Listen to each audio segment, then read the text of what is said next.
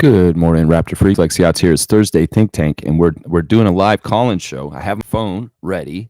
If you have access to the phone number on the community tab as a member of this channel, or you're in our private Facebook group, you can get access to the phone number and call me at any time during today's stream. Today's subject is on the battle for the final roster spot to make the Toronto Raptors official roster for the 2024-2025 season. I have a spreadsheet that I have shared with you guys before. I'll share it with you again right now. It's basically a spreadsheet showing our roster, and it's color coded to who is in what position. As far as green squares have guaranteed contracts, will be on the team. Purple squares are two ways, I believe. Purple squares are on the 905 already on exhibit 10s. The two ways are blue, and the exhibit 10s that are trying to make the team still are orange, and then the non-guaranteed contract of Bruno Fernando is yellow. So there's really four players trying to get one spot. We have 21 players on the roster right now in preseason, and we have to cut it down to 15 with three two-ways. And the three two-ways are DJ Carton, Brandon Carlson, and Ura Shamshay. So they're the three to get to 18, and then there's 15. So there's 14 that are on guaranteed already. Manuel Quickley, Grady Dick, RJ Barrett, Scotty Barnes, Jakob Pertl, Davion Mitchell, Bruce Brown Jr., Oshai Abaji, Chris Boucher, Kelly Olynyk, Jamal Shed, Jacoby Walter, Jonathan Mobo, and Garrett Temple. Now there's one more spot, and there's four gentlemen that are on our team right now that are fighting for that one roster spot. And the decisions will have to be made by next week, by the time we play the Cleveland Cavaliers in our home opener next Wednesday. So, and they were asked about this week. Darko was actually asked about the cuts and when they're going to come. And he said, well, we have some time to do this. It probably will happen sometime this weekend when we will know which three players will be cut from our team, because there will be three cuts from these four players. And the four players are the non-guaranteed contract of the veteran Bruno Fernando, the exhibit 10s of Jamias Ramsey, Jared Rhoden, and Jamison Battle. Is a call-in show about talking about which of those four players do you feel like should be on the Raptors roster for the season? Because we have four kind of different looks. And I really do value you guys' opinion. So we want to hear what you guys think. In some ways, I've been very open and honest about what I feel about this. But there are different aspects to different ones of them. And, in some ways, Jamias Ramsey is a very good two-way player. He's got a very good defensive edge to him, along with some very savvy offense. And then you got Bruno Fernando, who obviously would shore up our bigs, and he'd be another big rebounder, shot blocker, lob threat kind of stuff that we could get out of him. So it's a totally different kind of look for depth. Then you got, Jamison Battle, who's shown a very, very strong three-point shooting. Darko talked about Jamison yesterday in his practice interview, saying that he likes the strides that Jamison has made on defense, that he feels like his defense has improved since he showed up around Summer League, and that he's been working really hard on that. But yeah, it sounded like Darko is impressed with Battle. And the reporters did note that you put Jamison Battle in the first quarter, and that was really interesting. He said, well, we needed what he needed. He does in that moment. And we found that we could use him at that time. So, all right, we got our first call of the day, guys. Let's see who's calling into the show today, guys. First call in for today. Let's see. Caller, you're on the air. Hey, it's Nako the Nacho, and he sounds like you're out in traffic, my guy. I'm just taking my morning walk before work. Okay. Yeah. Very, very cool. I'm out in nature. You're out in nature with the cars. With the cars. Just keep the nature off the road, Gerald. It's like maybe protect the little animals from running out on the road. I don't know. Either way, thanks for calling Nako the Nacho. And I hope you're having a great Thursday morning so far on your way to work. So what's going on, Gerald? What do you feel about this position battle for making the Raptors? Let's hear your unfiltered opinion. So, I know, like, on this channel, I've been singing, like, Jamias Ramsey's praise, like, a lot, but I also think we're, like, doing real good on guard position. Hmm. I think we have enough size to the point where I don't see Bruno as totally necessary. Hmm. I think Jameson Battle offers the most necessary skills and still has like upside. I think Hmm. we have like a lot of players that can like kick it to the corner, and we need our shooters. So I'm very much a proponent of let's keep Jameson Battle. Jameson Battle. Yeah. I tend to agree with you because honestly, one of the things that we've had problems with in the preseason has been 3-point shooting at times. And he would just help us. Yeah, I think like that's just kind of been like a bit of a thing we've always kind of needed for like the past few seasons. That's a great point. Is 3-point shooting. Yeah.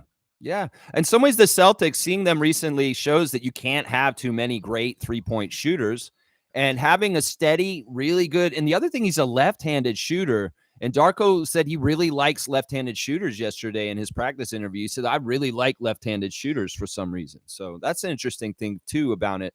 So, Gerald, so you think it's probably going to be Jameson Battle? It's kind of interesting because he came in the summer kind of an unknown, and he's really kind of carved his way into this spot from really excellent play over and over again while he's out there. I haven't seen him have very many stinker games. I mean, have we seen Jameson not really play that well at times? I can't say I have. Yeah, no, I think he plays really good basketball. I think it's the case that some players are just like not very well scouted at all. The best player in the NBA was Nikola Jokic was terribly scouted. So I think he could just like have been a victim of bad scouting. Yeah, or just kind of flew under the radar. One of the things I really like about Jameson Battle is something like with DJ Carton. There's certain way that you can tell certain players have just learned correctly how to play the sport. And sometimes it's a giveaway of like free throws, the way they shoot their free throws and they take them very seriously, like Carton did at the end of the Celtics game the other night. But also the kind of the way that they conduct themselves. You can tell who was trained correctly with fundamentals and different ways. And in some ways, I get those vibes from Jameson Battle, that he very much has learned the game correctly and that he really does do the things right in the right way. It's not like he's half-assing on talent. It's that these guys are guys that are doing things correctly. And I like that. In some ways, that's better than being overly talented. It's better to do things the right way and be dependable, like DJ Carton and Jameson Battle seem to be. So, yeah. And I think he's also the one that just makes us a more versatile team. Yeah, I really do think you're right as far as our team needs more shoring up at a reliable 3-point shooting. Grady is a great first start, but there's, in some ways, guys like Scott may not be like totally reliable on from night to night.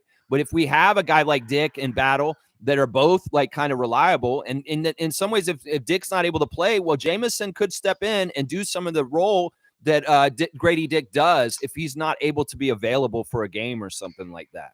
So yeah, and I also think it just kind of like helps with the system because like say like you put Jameson with like Mogbo, I think like Mogbo is like a good passer. Similar skill set to Scotty.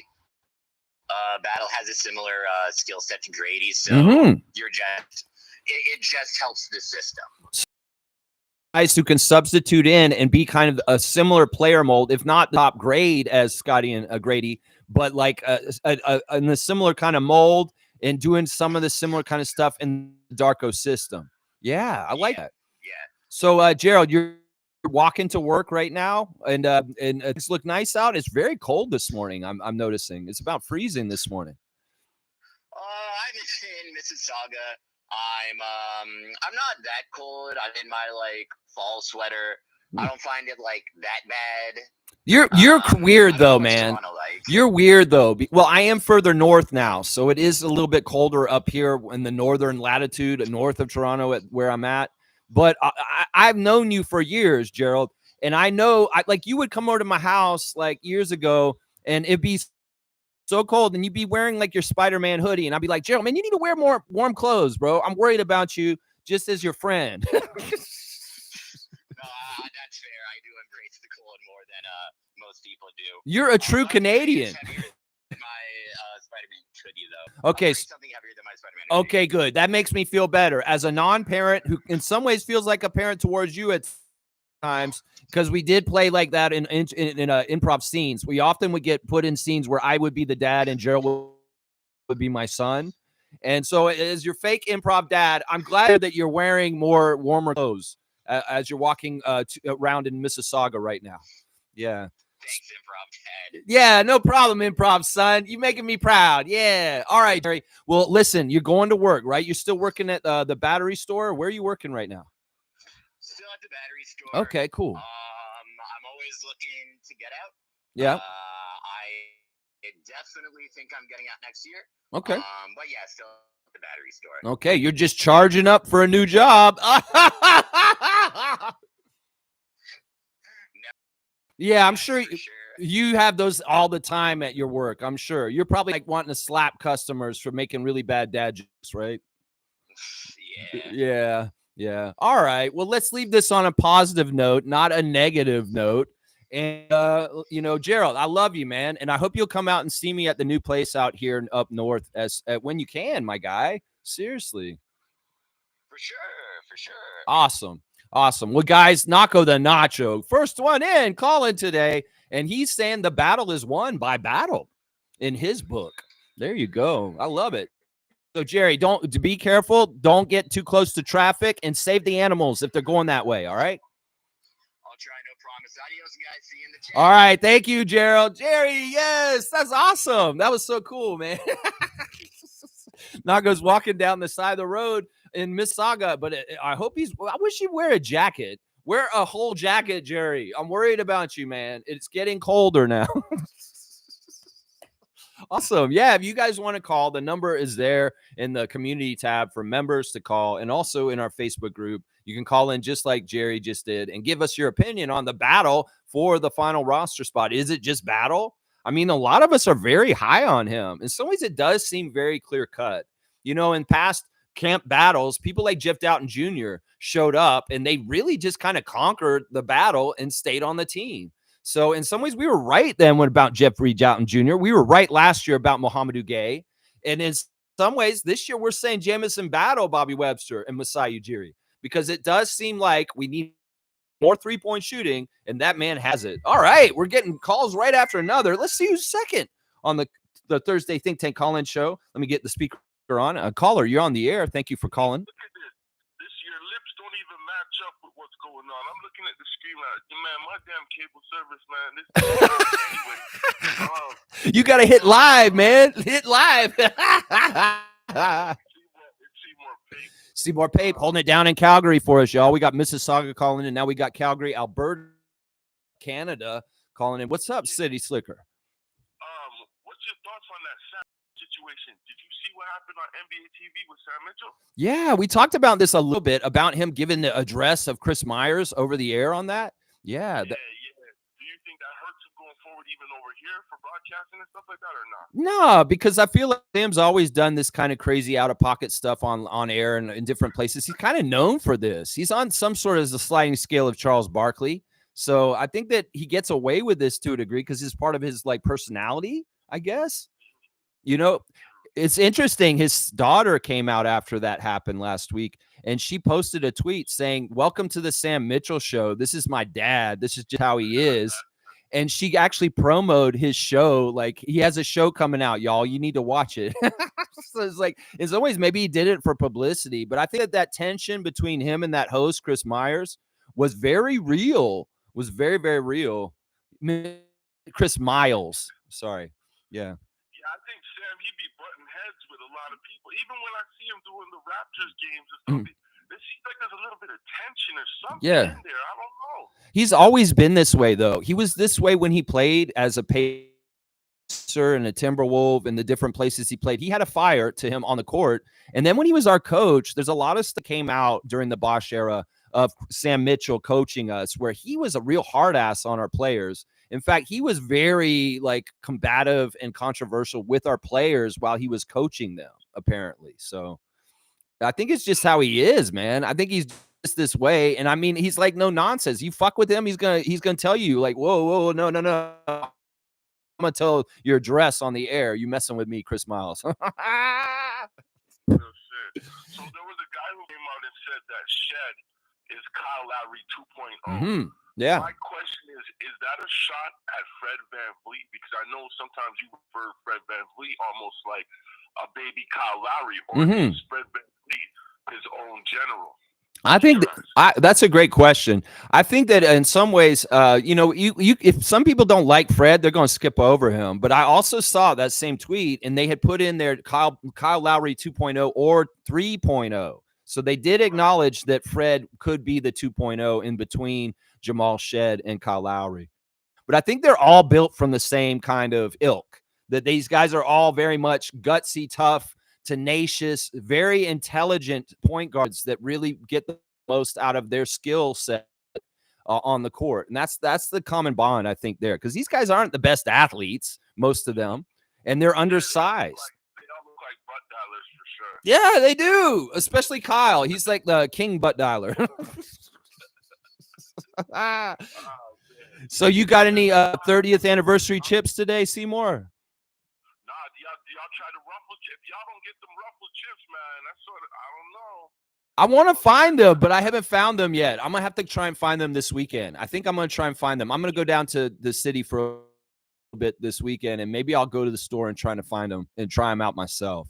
And if I do, I'll get them and I'll bring them for the show, and I'll try them on the air. I'll do a live taste test this weekend if I can go find them at the store. So yeah, make sure you have a glass of milk or some orange juice beside you when you're doing that, because they're pretty spicy. All right, I like that. That might get me awake for the stream even more. Like, whoa. Yeah, man, and salute on the Kensington episode. I seen that one.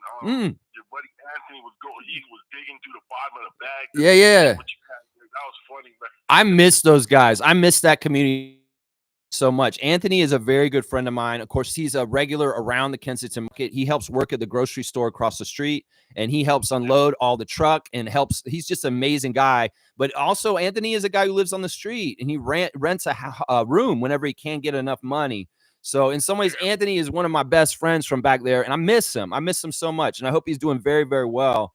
But yeah, that show's fun, and I'm glad you're enjoying it, Seymour. Seeing the 5 years ago, what I was doing back then. Yo, I gotta check out what's going on in this damn warehouse. I am listening. I'm waiting for the classic card. Yeah. You guys have been killing it lately on that. And yeah, don't be answering the classic card while you're operating the forklift, please. No, I don't do that. Okay. All right, man. Listen, the sheriff is calling us once again from Calgary, Alberta, Canada. I'd love to hear from you, Seymour. And I only wish the best for you and everybody out there, all the Raptor freaks in Alberta. And just holding it down in your warehouse and doing it right. And, man, Raptor Freak forever, my guy. There you go. That's right. Yeah, man. All right, thanks for calling in. That's Seymour Pape calling in from Calgary on the live call-in show on the Raptor Freak channel on Thursday Think Tank, talking about the positional battle. But he's kind of talking about Sam Mitchell and wondering about Sam Mitchell's crazy ass on the air down on NBA TV, giving out Chris Miles' address of his timeshare in Florida on the air. I don't even think that address was actually legitimately a real address. I think that he was just messing with him.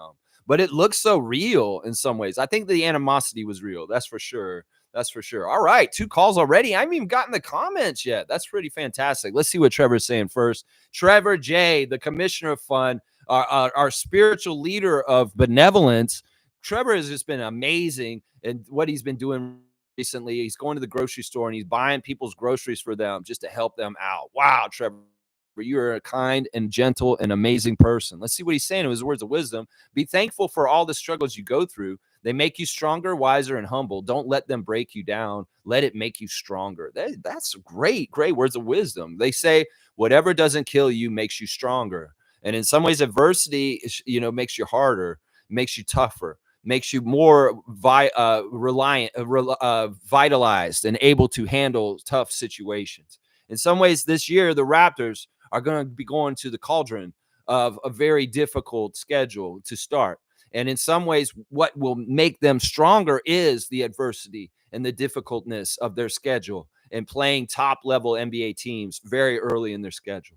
So I'm looking forward to this. I really do feel like in some ways we're going to have some surprises in this season where the Raptors go above and beyond in ways we did not expect. And that game against the Celtics on Wednesday night, or Tuesday night, sorry, is a good example of a very pleasant surprise, honestly. Very, very pleasant surprise. So Trevor's bringing up Sabrina Ionescu hitting a Steph Curry three-point shot from the logo to win the game last night for the New York Liberty in Game 3 of the WNBA Finals.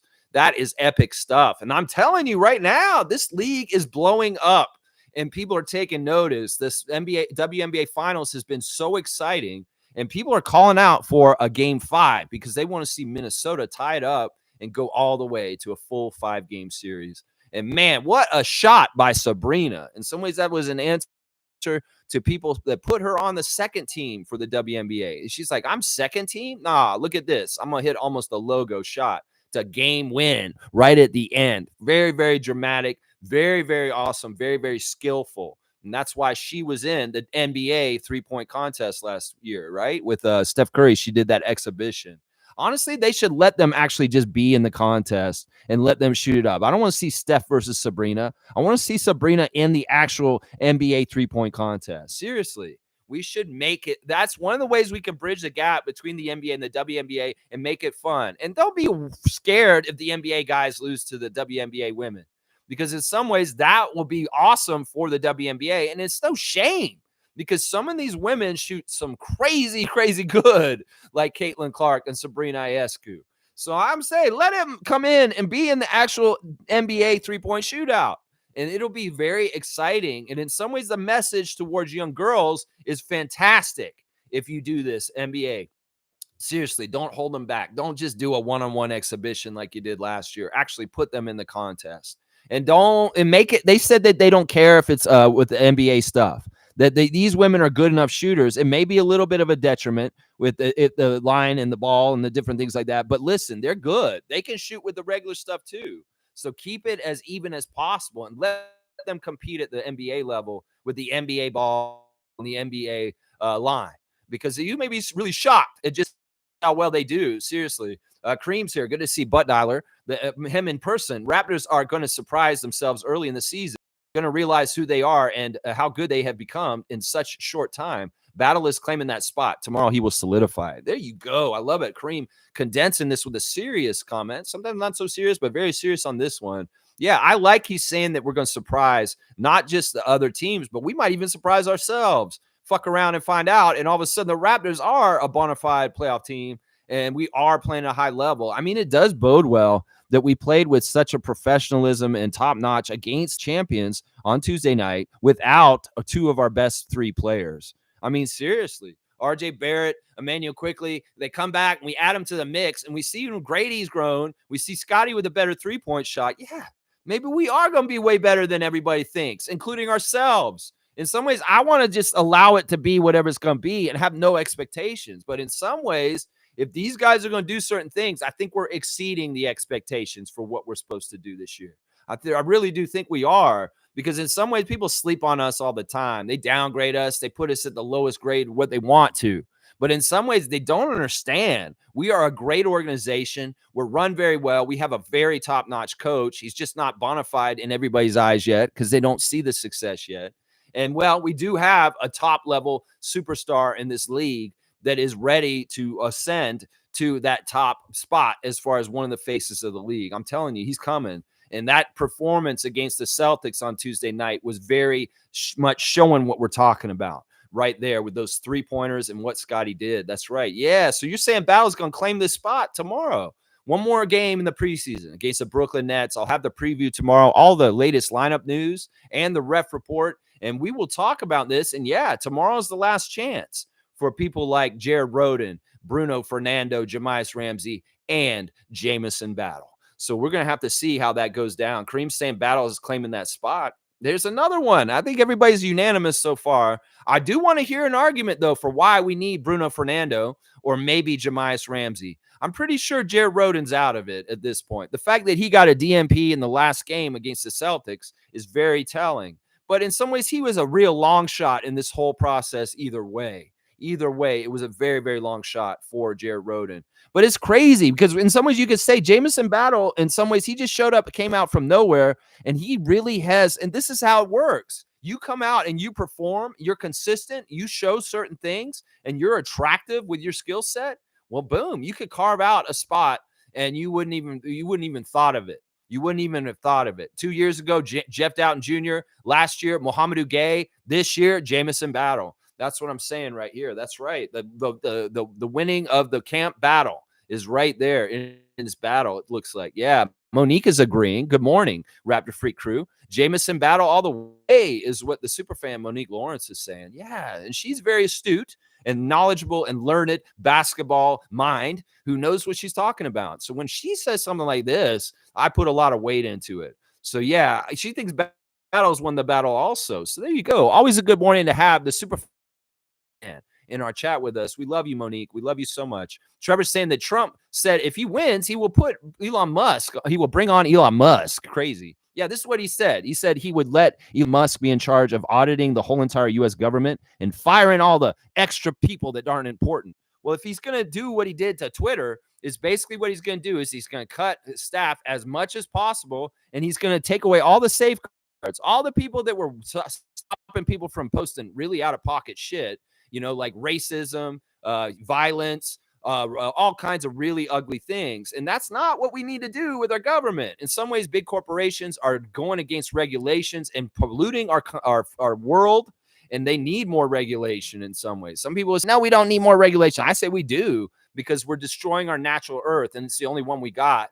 And if that is what he's going to do, that's what he's going to do. He's going to bring in Elon Musk and fire all the people who are going to tell the big developers not to cut down trees, not to destroy our natural world. That is what he's saying in this. And in some ways, that may be attractive to some ugly ass, money grubbing fucking land developers, but that's not attractive to the whole rest of our world and the people that we want to live with nature and keep our world okay with climate change and stuff like that. No, we don't need deregulation like Elon brought to Twitter. You can see how he went downhill with that company.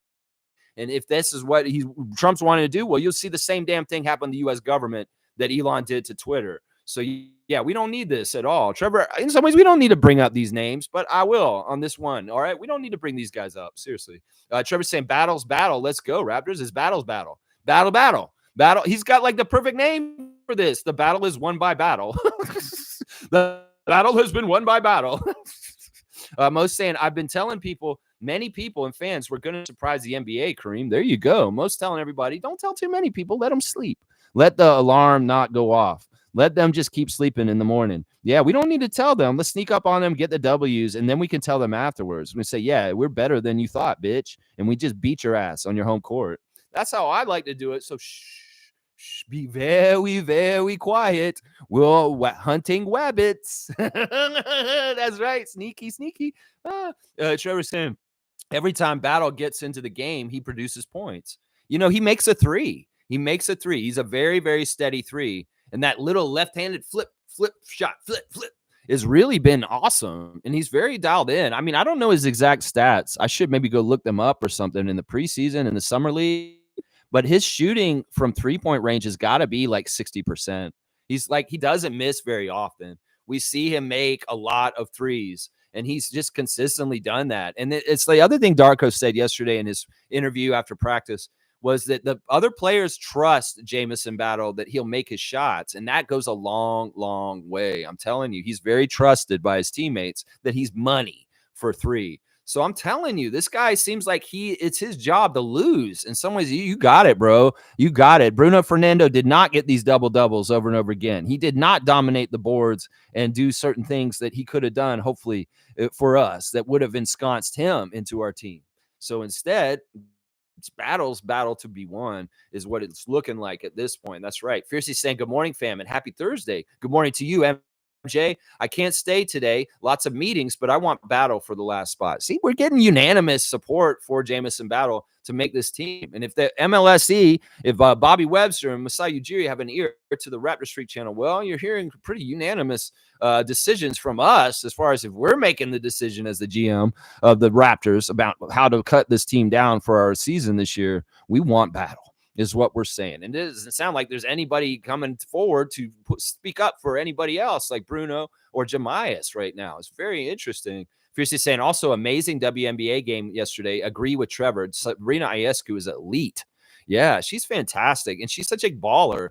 In some ways, that's what they're saying this morning. This is why Kobe had so much respect for her, is stuff and moments like what she did last night in that game against the Lynx. Yeah, and this is crazy. New York fans are going nuts right now. Whether it's the World Series possibilities of the Yankees and the Mets, whether it's the Liberty on the cusp of winning their first WNBA championship, whether it's the promise of a team like the New York Knicks actually being a championship contender this season in the NBA. So it's a great time to be a New York sports fan because stuff is going crazy for them right now as far as possibilities of winning. Now, the crazy thing is they have all these teams doing all this stuff. What if none of them win in the end? What if they don't win in the end? That'd be crazy. All right, we got our third caller for today. Let's see who we got this third call. Caller, you're on the air. Thank you for calling the Thursday Think Tank. What's going on, Lex? What's up, Neil? It's Blackhawk, guys. Good morning to you, Neil. Good to hear your voice on the show today. What's on with you today? Man, is there a day when you don't recognize my voice? How am I going to sneak up on you one of these days? You know what I've done? I've actually written in y'all's names for phone numbers so I could see Blackhawk when you came up. That damn informer system. That's right, informer. Okay, Snow. All right now. I'm gonna go the other way. Okay. Actually, I like battle, but I'm gonna go the other way. Okay, this is good. Here's my train of thought. Okay. Okay, we have 15 guys Mm-hmm. on 15 guys divide up pretty evenly across the board, and our freeways make us 4 deeps in certain areas. Okay. And those areas I'm looking at is a point guard, Yeah. the power forward, Okay. and the center. Okay. Right. Okay. If you say the power forward is not really that deep, it's just Scotty, Boucher, and Magbo, Mm-hmm. then really you're deeper on the center, saying you're 5 deep. And then when I say 5 deep, I'm saying Jakob, Kelly, Fernando, and Ulrich, and Brandon. Yeah, exactly. Right? Yep. It's very unlikely that we can really look at that area and say, okay, well, it's really that deep, because I'm looking at Kelly. Mm-hmm. I don't think to put Kelly into The center spot. Center spot. It's Okay. Really, I think it's really a drain on him. So he's more of a 4 in your eyes. Yeah, in my eyes, Mm-hmm. he should be over there. That's fair. Or you throw Brandon Carlson over there, being that he's very inexperienced And very weak. there. Very weak right Yeah. now. Yeah. Yeah, because you have to give him time to grow. But then again, that makes it very. I Mm-hmm. don't want to. If I put Battle in there, Mm-hmm. I have to put Battle in at the 2, Yep. and that would make that 4 deep, and then you're weak in other areas. Mm-hmm. What you have to look at is Jacoby's on the bench right now. Right. Right. Emmanuel's on the bench right now. Those Mhm. are shootings, right? That's shooting power right there. Mm-hmm. You're right. Right? So Yeah. when everybody's back, do you weaken the center position just for the other areas that are actually pretty well For that stocked? extra shooter. Right. Yeah. Right. You know what I mean? Because I can look at the 2 and say, hey, it's Grady, Walter, and Garrett Temple. Mm-hmm. Okay, that doesn't really sound very deep, but that is the reality. Yeah, Oshai could probably play that position a bit too. So Well, we leave Yeah. Oshai with the Small forwards. the 3, Yeah. right? The small forward, right? Yeah. So I'm just looking at it and saying we're pretty well balanced as it is, and the only reason that we're seeing that need for battle right now is because we're having the injuries. Right. That's a really good point. You don't see the battle, and then you can then you're right back where you started. Mm-hmm. Our position where we're hurting the most right now is on the center. I think you might be right. Yep. And I think if we go look back last year when we lost Yak and Scotty, just how much we struggled with no real big backup at the end of the year last year. Exactly. And when you look at it, even though we're saying Bruno is not that great, a lot of people are saying that about Jakob as well, but people don't realize our center only needs to be role player. Right. Our center does not have to be a superstar. Right. Right? Sure. We're not looking for Embiid performance out of our center. Sure. We just need them to play their position so that Scotty doesn't have to. Sure. So that RJ doesn't have, like, we don't want to take guys who are supposed to be power forwards and small forwards and put them in the center roles. Sure. So Jakob satisfies that equation. Bruno satisfies that. This is a good point, because in some ways we may have a proclivity to possibly put Scott at center this year, but if we have Fernando on our team this year, it's less likely that Scott will have to play 5.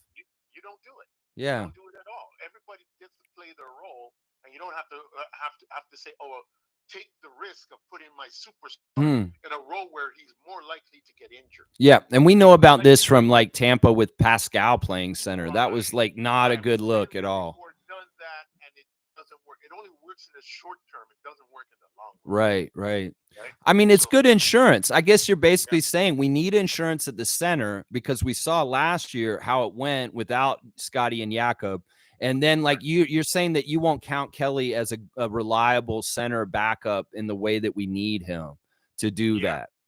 Yeah, because I mean, Kelly's way up there, and I don't think you can put 30 minutes a game on him consistently. You can't do that to him, right? You know, you've got some really good points here, and it may be that this is part of how it gets decided by Bobby and Masai, that, you know what, we're just like, you know, in some ways we were always thinking that it was going to be Bruno, and we have to think about the depth chart as far as the 5 and having just reliable people, because in some ways this is where your team can go really downhill quick, is if you don't have enough depth at the 5, because your rebounding will suffer so bad for that.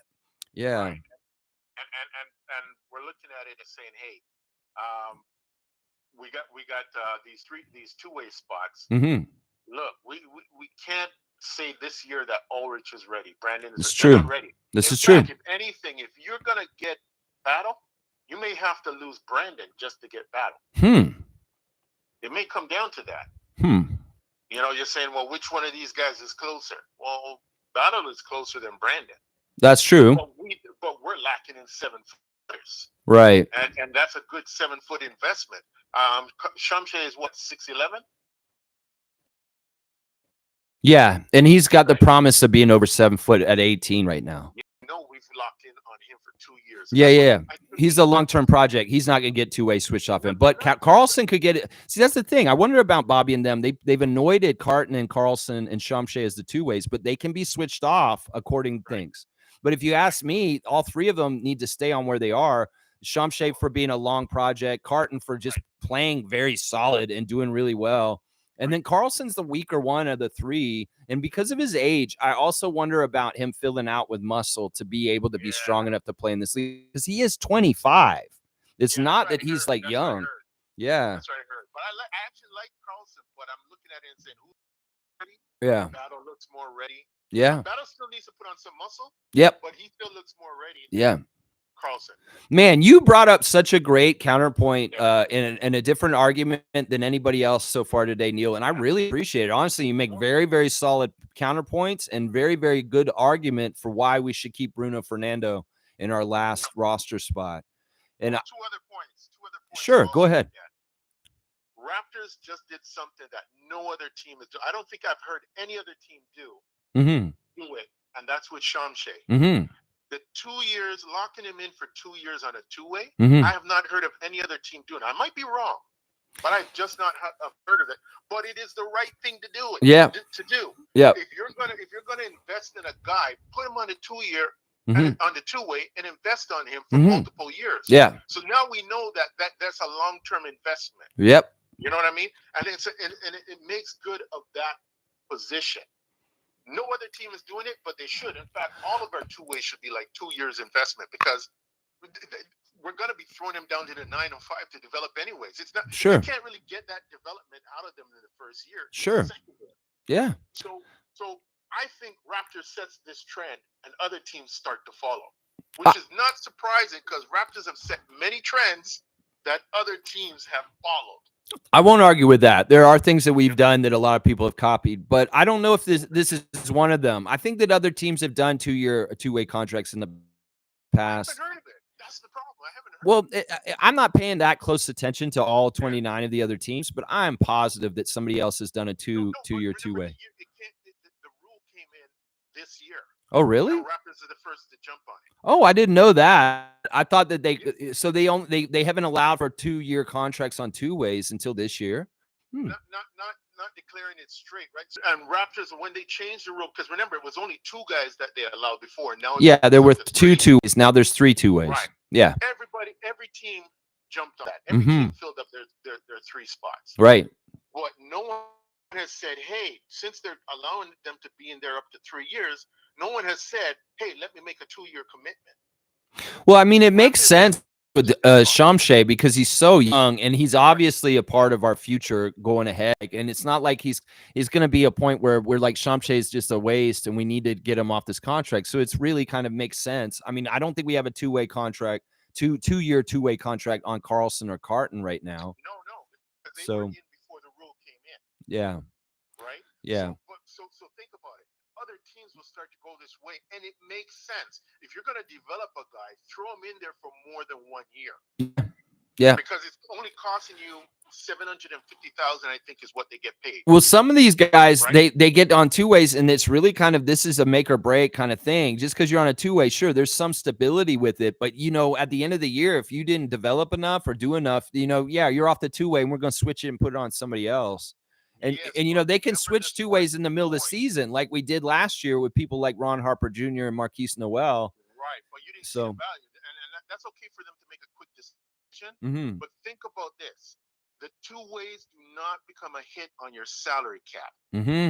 So now you get to invest in a guy, and it doesn't hit your salary cap. You're paying him $750,000. But he's not a hit to your salary cap. And they're on their way up. And Shamshay, I mean, Shamshay's going to be somebody important for the Raptors. And I do like also you said that there's a 3-year option. And I'm pretty sure Shamshay will probably have to take that too. And it'll be smart. So yeah, but you see, so this is the way that teams are going to have to go. Throw a guy in there for more than 1 year and see if they're really going to develop. So you got to be good. You got to be good with your scouting report now. Of course. Now you're going to say, I can lock a guy in for 2 years and it doesn't affect my salary cap. I can worry about that on the 3rd year. Right? So I'm giving Raptors the check mark for doing this before anybody else. Okay. Which I'm telling you, it's gonna increase. It should have been happening on all three guys. Okay. Yeah, it depends. I mean, it depends on what you're kind of forecasting for them. Like in some ways, what if Carlson just doesn't physically able to play in the NBA without getting pushed around? And it just doesn't translate some of the things that he did at Utah to the NBA. Well, you don't want to be on the hook for him for 2 years guaranteed. $750,000. It's peanuts. I know, but still, you want to be kind of smart with your money still in some ways. But remember, it doesn't affect your salary. I know, but also they don't want to just throw money away. Come on. It's not a throwaway. It's an investment on development.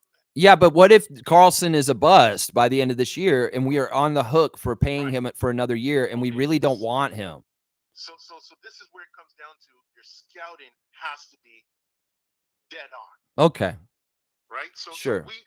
The Raptors have to get better at, and this goes to every team, to be honest, right? They have to be better at their scouting to say, hey, here's a future prospect that I can put 2 years into them, and they're good for the future. Right. So right. I give Raptors credit for that. All right. We no longer.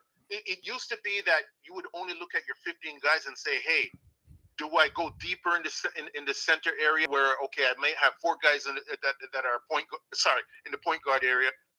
I might have 4 guys that are legit on the salary for point guard, and then I take a guy away from, say, the shooting guard.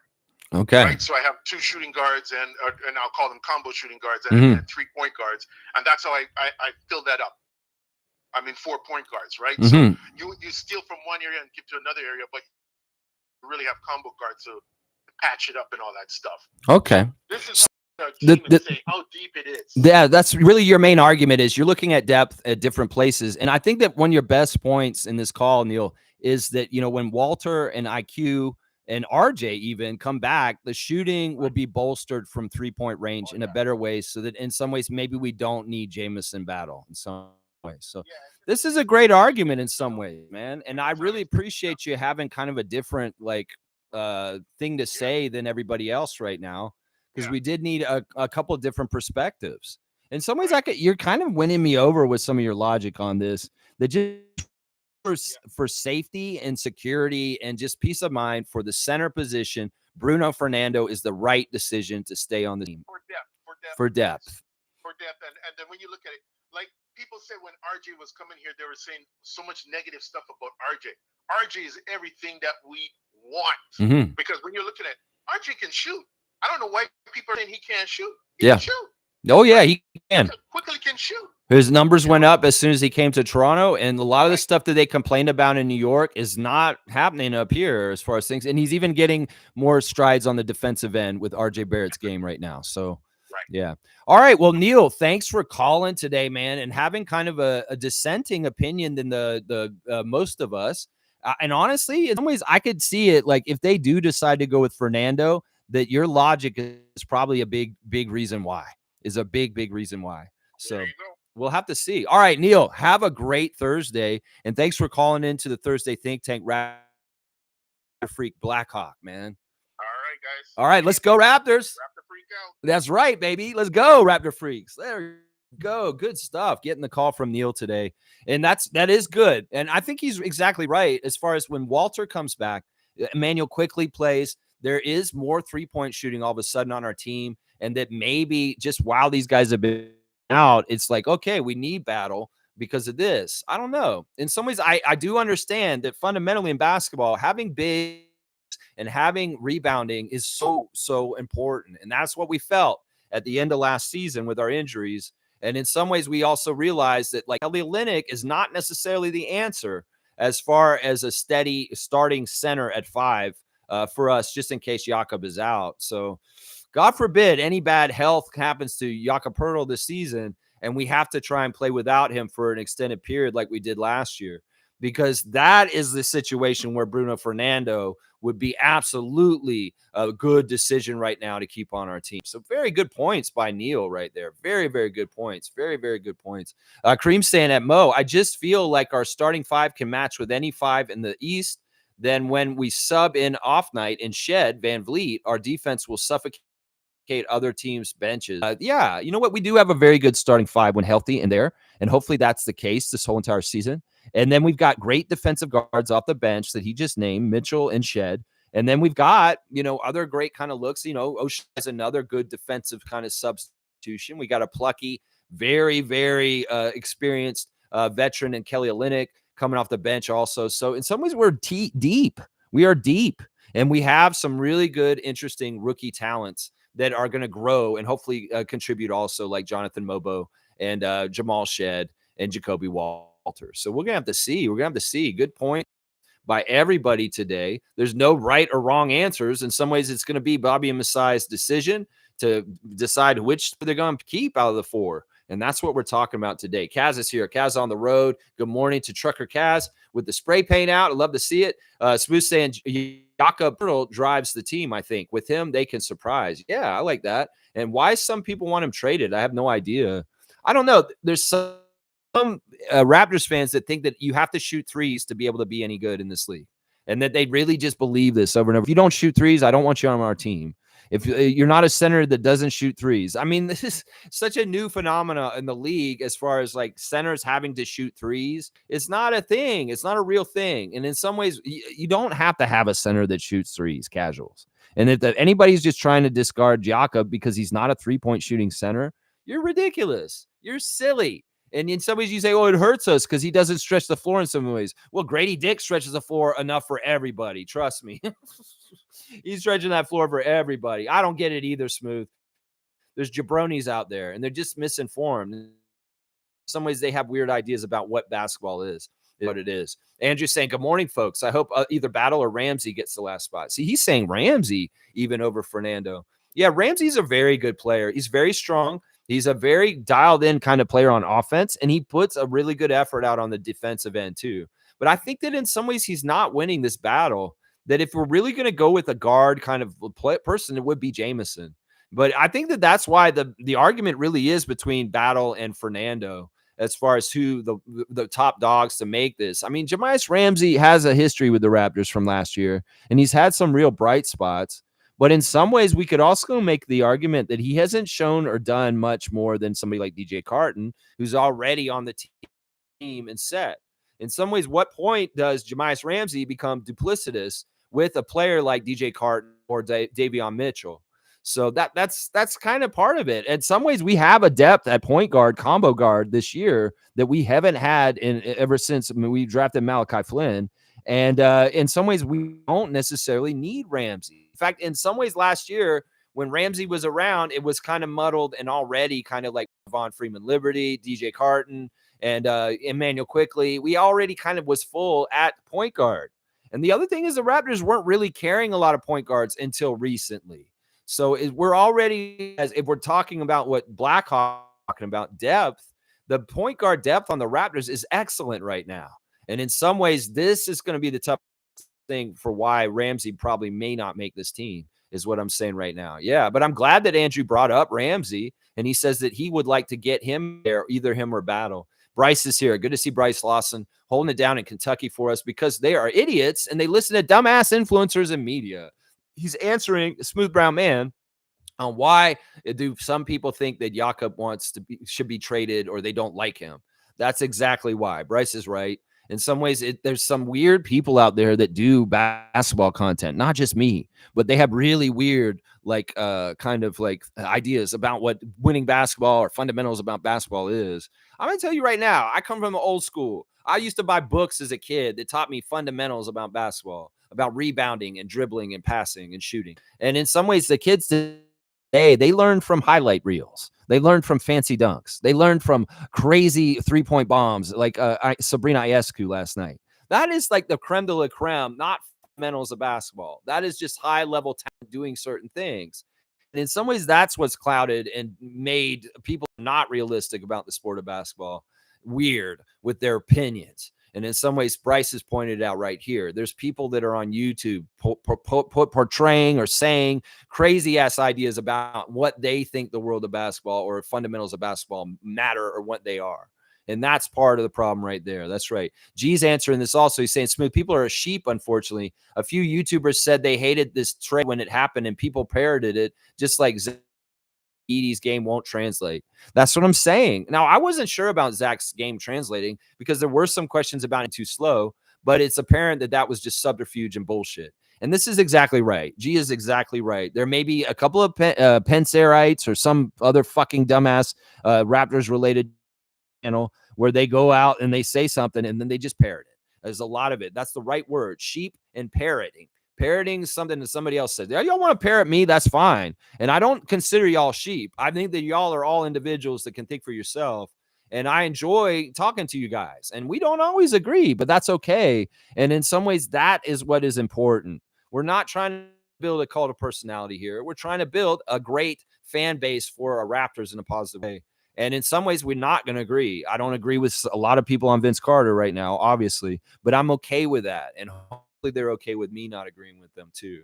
So yeah, there's a lot of weird stuff out there said by YouTubers that are saying this stuff. And I know it's kind of ironic in the pot calling the kettle black when I'm saying it. But listen, I'm a different brand in some ways. That's right. Seymour saying, who on the phone? That was our good friend Naco the Nacho that was calling in first, and then you called in, and then we had Neil call in. So we've got 3 good calls so far. G's got his rankings right here for the battle. He's saying battle number 1, Ramsey number 2, Bruno number 3, but his decision-making is not good. So he's like in Jameson battle number 1, Jahmi'us Ramsey number 2, Bruno Fernando number 3, and Jared Rhoden obviously the 4th. Yeah, there you go. Seymour saying, you're weird, man. You're weird, man. Nako saying they ain't cold. Just don't catch a cold. I'm telling you, my improv son. Please do not catch a cold out there, Naco the Nacho. Please. I want you healthy, my boy. So stupid. Carlo said, like and subscribe, folks. Morning Lex and the Freak Nation. There you go, Carlo. I love it. Santino. That's right. I'll do it for Cowboy right there. All right, let's see. G saying, battle doesn't overplay or try too hard. He knows his role. Yeah.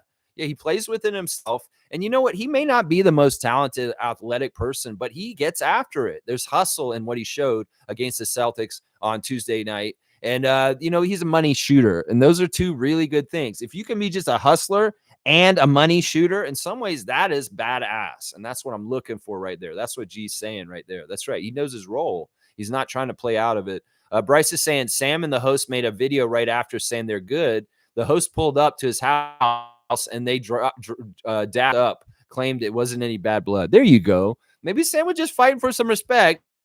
And Chris Miles was like, yeah, all right, I'll be on your side. I'm cool with you. And yeah, I'm sorry, old man, that I was coming at you on air. I won't do that to you anymore. He's like, Sam's right. You're damn right you won't. I just told you. Oh, Sam Mitchell, he is in some ways, you know what? Even though he's so out of pocket and crazy, I like him more and more as time goes on. This incident didn't make me like him less. This actually made me like him more. He's being so feisty like this in some ways. Now, just Sam, be nice to the Raptors. That's all I'm saying. When you're on NBA TV, don't put us down and don't talk about Canada either. Hey, it was such a weird moment because it definitely sounded genuine when he was going off on him. It was genuine. You can't fake that, but they obviously fixed it. Maybe Chris Miles came up there and said, man, I got to respect you more. I didn't realize I was pitching you off like that. I thought I was just trying to be witty, like banter back and forth. And I didn't realize I was disrespecting you like that. I'm sorry. I won't do it anymore. He's like, you're damn right. You won't do it anymore. Is what Sam said. Oh, it's so funny. It's so funny. Naka's saying, I like Fred. I think I like faster guards like Lowry more. Yeah, I don't know. I mean, they're all different flavors. It's not like Fred VanVleet is exactly Kyle Lowry 2.0, and Jamal Shed is not Kyle Lowry 3.0 exactly. They're all different. Like Fred said, Jamal Shed's more athletic than him. I would say Jamal's probably more athletic than both those two guys, than Kyle and Fred. But in some ways, we could say that Fred is the best shooter of the three of them, and Kyle's a better shooter than Shed also. So there's strengths and weaknesses between those three guys that are different. And I'm just so happy we're not putting Malachi Flynn in the succession chart anymore. If there's an evolution of Pokemons from Kyle Lowry to Fred VanVleet to Malachi Flynn, no, get him off the chart. It's now Jamal Shed in that spot where Malachi used to be. Thank God. Jeez, man, what a waste of time Flynn was, man. Oh my gosh. In some ways, he's one of my most hated Raptors ever because he just wasted our damn time. There's a clip of Popovich from yesterday talking about how there's players on his team that think that they're just owed stuff and that they're just going to get it handed to them. And it doesn't work that way. You have to make me want to play you and put you out there. And I'm wondering, he's talking to Malachi Flynn, isn't he? Because there's like a whole clip. I posted it in our Facebook chat and I said, is Greg Popovich talking to Malachi Flynn right now? Because he's basically saying some of y'all are thinking you're entitled and you just deserve playing time. Eric Flynn. You know what? You have to make it so that you make me want to have to play you, is what Greg Popovich is saying yesterday. I'm like, let me wonder this. Is he talking about Malachi Flynn when he's saying this? Because it sure does sound like it. In some ways, Malachi, you never earned your minutes for us, but Nick Nurse inexplicably gave you minutes over and over and over again. In my world, you never earned any of those goddamn minutes that you used to play for us. In fact, when he was playing you over other people on our team, I was pissed off. I was like, why are you playing Malachi? You should be playing Jeff Doughton Jr. And, this is probably what Popovich is talking about. You come in and you just are granted this shit, Malachi, because you got 50 for the Pistons last year. Fuck that shit. You got a cheap-ass 50 on a shitty-ass team. And that don't mean jack shit to me. Oh, my gosh. All right, I'm cussing. I got to stop here. Where's Comma Crazy? G saying, I think Shed is more like Lowry, and I'm a new fan. Kyle didn't score over 10 points per game until like year 6, but a hybrid of both is properly accurate. Yeah. You're a Fred fan. That's what you meant, Fred fan, and I'm a Fred fan. That's probably right. In some ways, it's like now he's not even played an NBA game yet, but he's showing that he has this stuff already. And in some ways, he needs to become a vet. And in some ways, what G's saying is right. Kyle didn't score a lot when he was younger, but he developed his shot and got better and better as he went. And then he became who he is now. In some ways, maybe the path of Shed is similar, where he's going to have early years where he's not the best shooter, but he's doing so many intangibles as a leader and winning kind of basketball ways, and that he can grow into his offense over time. Hopefully he'll get this chance because in some ways there's no guarantees in the NBA. And in some ways, don't waste your time. You need to get going on this and make sure your 3 points money, Jamal Shed, to carve out a long-term NBA contract and a long-term career is what I'm saying right there. Yeah, there we go. Pat Love is here. Good to see a new name in the chat. Pat Love, we're here every morning at 9:30 in the morning talking Raptors. If you have a fix to talk Raptors basketball, this is your place, man. He's saying, remember, Flynn was the best defensive player in his draft class at 6'1". It will take time to develop. Yeah, I don't see that with what he was doing, though. In some ways, it's like, man, I don't think that he's a better defender than Davion Mitchell. I don't think he's a better defender than Jamal Shed even. And this is the thing. The accolade's the same, is that Malachi Flynn came in as a touted top defensive guard. And that's probably part of the reason why Malachi was attractive to Masai, was that, you know, he can shoot and he's a great defender. That's what he was advertised as. But in some ways, it didn't really translate to the NBA level. In some ways, at least it doesn't to me. I don't think that Malachi was a very good defensive stopper in the time when he played for the Raptors. In some ways, he was not doing things like we drop off whenever you come into the game. So it's weird. It's a weird thing. Now, I don't know. In some ways, I can see some things from Shed already in the little bit of time we've seen that's different than Malachi as far as defensively. Like there's certain getting after it some ways that Jamal Shed's doing that's absolutely phenomenal is what I'm saying right now. Pat Love, thanks for being in here. Thanks for the subscription. I hope you'll join us on more often and just come in and chat whenever you can and let us know what you're feeling about the current Raptors affairs and what's happening right now. Yeah. Monique saying episode 4 of Bringing Home the W is out. Yeah, I watched it. You know, that's a fantastic show. I really like them opening up and showing us the inside product of how they're designing our WNBA team for Toronto. And yesterday was all about the logo. They had a guy who used to design Jordan shoes, Air Jordans, come in and talk about logo design and things. He had some silly comments, though. He said that there's no other team in the league that had the color purple before the Raptors. He said the Jazz did. Well, you're forgetting about the Lakers, guy. That's a really big oversight that you did not mention that the Lakers have purple as one of their main important colors. So him saying that the Raptors kind of own the purple color is not actually true.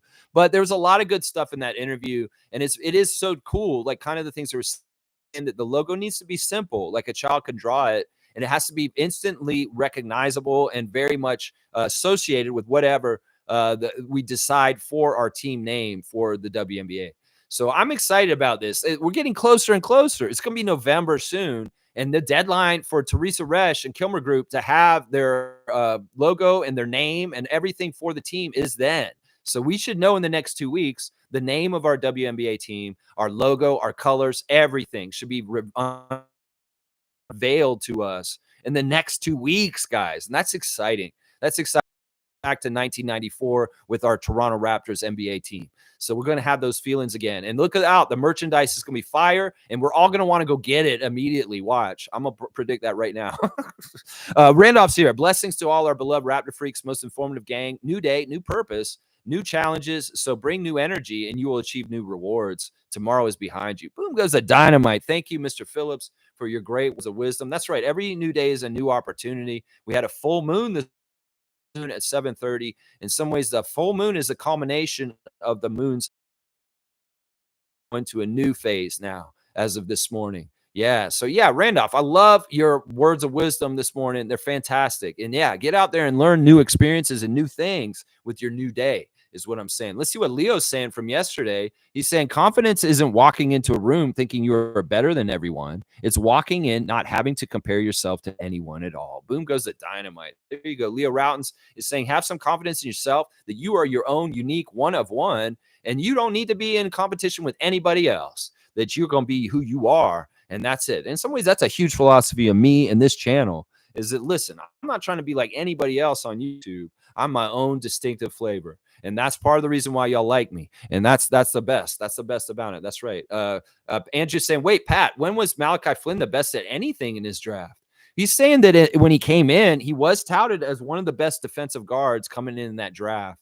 Now, that was a weird time. Remember, it was the bubble, and they had the late championship finals into the new season. And everything that happened with Malachi happened so quickly.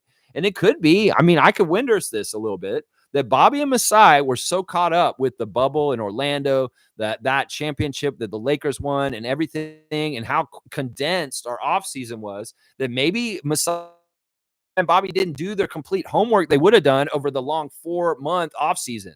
They remember everything in that offseason happened in a couple of weeks. And maybe they wasn't doing their due diligence when they drafted Malachi Flynn and understanding exactly what they were getting themselves into. Masai Ujiri admits that Malachi Flynn was a mistake in his world. And if you want to call, he has 3 mistakes. He said is Bruno Caboclo, Christian Coloco, and Malachi Flynn are his 3 biggest mistakes as a GM of the Toronto Raptors. So in some ways, we could maybe think about this. Have you ever thought about that? That there's such a quick off season in that time when we drafted Malachi, that maybe we weren't able to do our due diligence in scouting and preparing for the draft in the correct way to find out, yeah, Malachi was a dud and we didn't need to draft him. Because that makes sense. Think about it. They had to do everything they would do in 3 months in like 2 weeks. And that was crazy. That was crazy. Yes. More saying drug test moment. Malachi, really? No, we'll be nice. Pat Love wants to show some love for Malachi Flynn. That's okay. Is your name Eric? I'm just kidding. Pat Love, you're awesome, man. You're awesome. Let's see. Andrew's laughing. Smooth saying, I think Malachi was drafted because Fred was a really big fan of his. I think that's true. That may be right. That maybe Fred was involved in that decision and consulted by Masai and Bobby. It was like, yeah, what do you think, Fred? And he was like, oh, yeah, this kid. I mean, also Kyle was around at that time. So it could very well be Kyle signed off on Malachi Flynn at that time also. Could very well be that. Yeah. Smooth saying, I think Malachi Flynn is awful, man. Yeah, it's sad. He's about to get cut, seriously, by the Spurs right now. He's going to get cut by the Spurs, and that's going to mean he's out of the NBA, guys. Seriously. Saying he went to the same school as Kawhi. Only reason I could think of.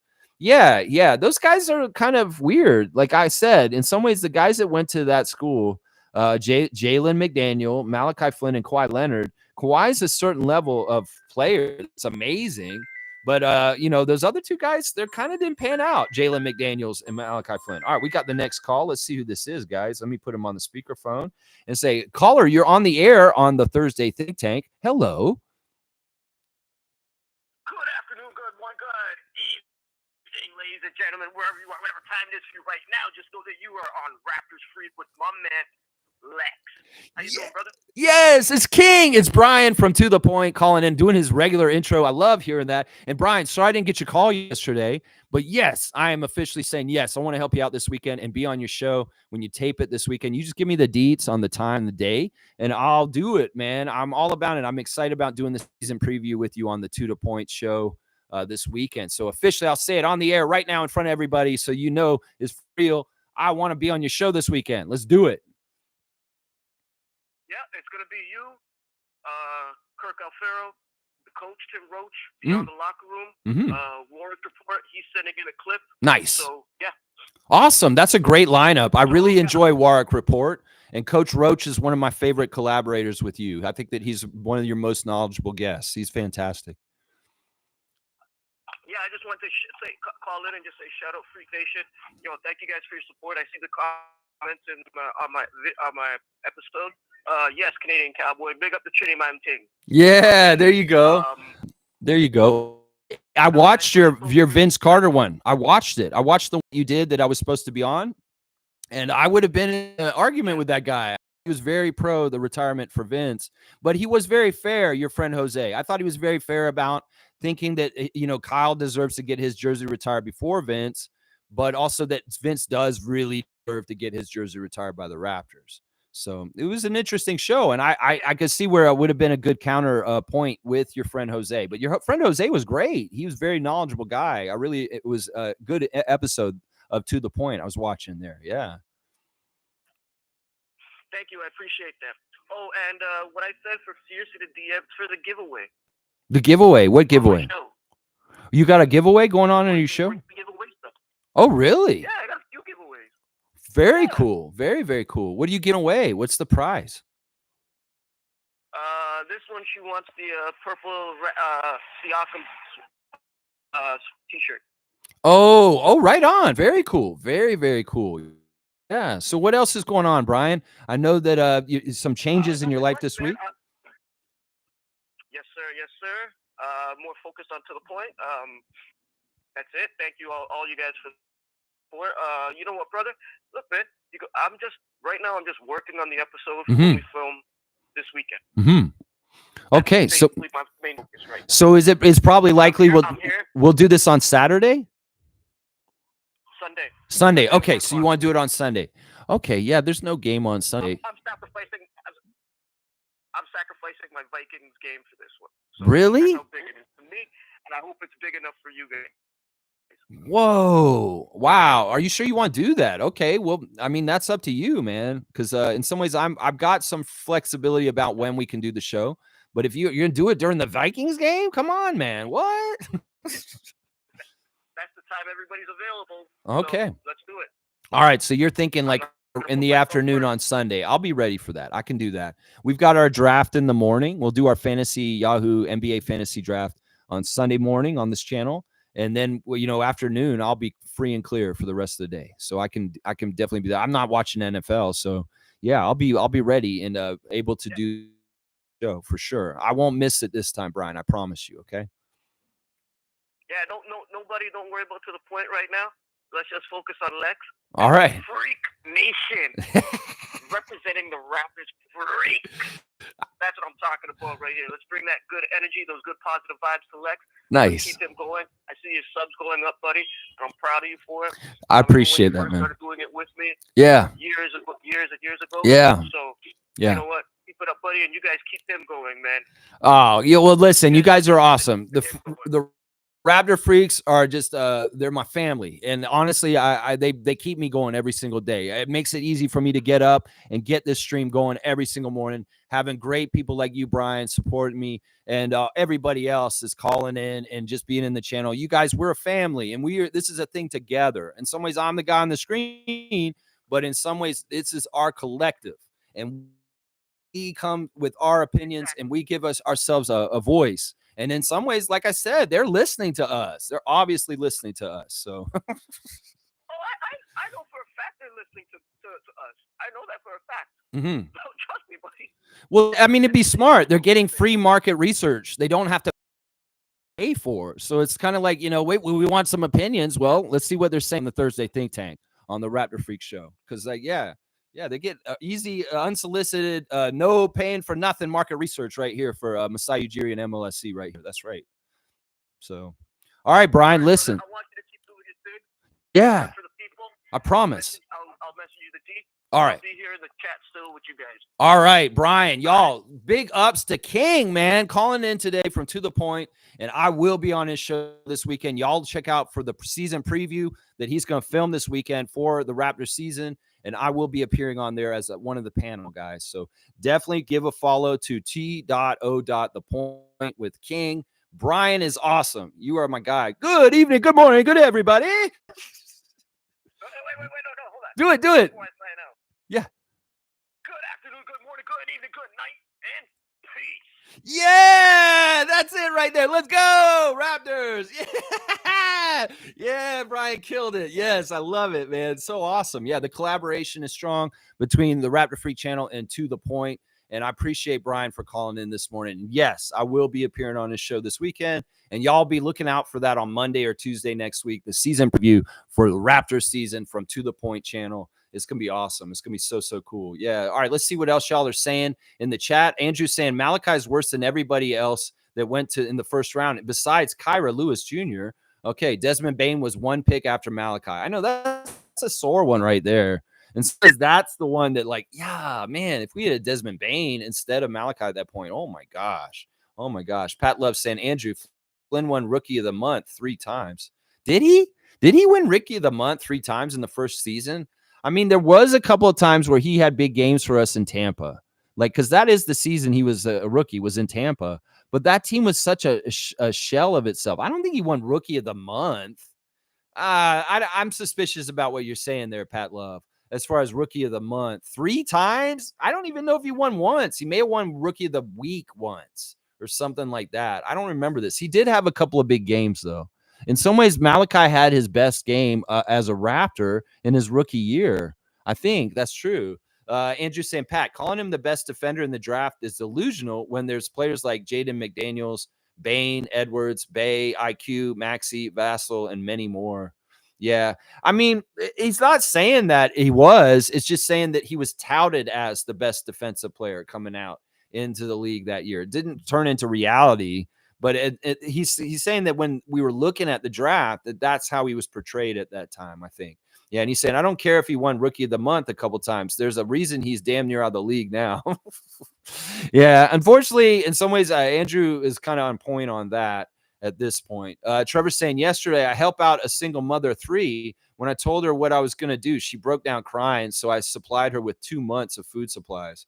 Look at that. Wow. Trevor J. All right, you want another dunk? You're getting dunks, my guy.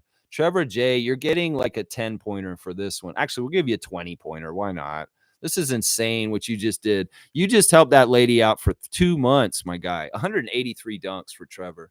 Wow. Wow. This is the kind of stuff I love to hear. In some ways, you don't have to tell us this, but you did. And in some ways, you're a good example of what some things we should probably all be doing in our lives to help out people too. Trevor, you are just such a philanthropist. You are just such a nice guy, man. Pat Love saying Jacoby should sit out the year. He injured his shooting arm. That's a little extreme, I would think.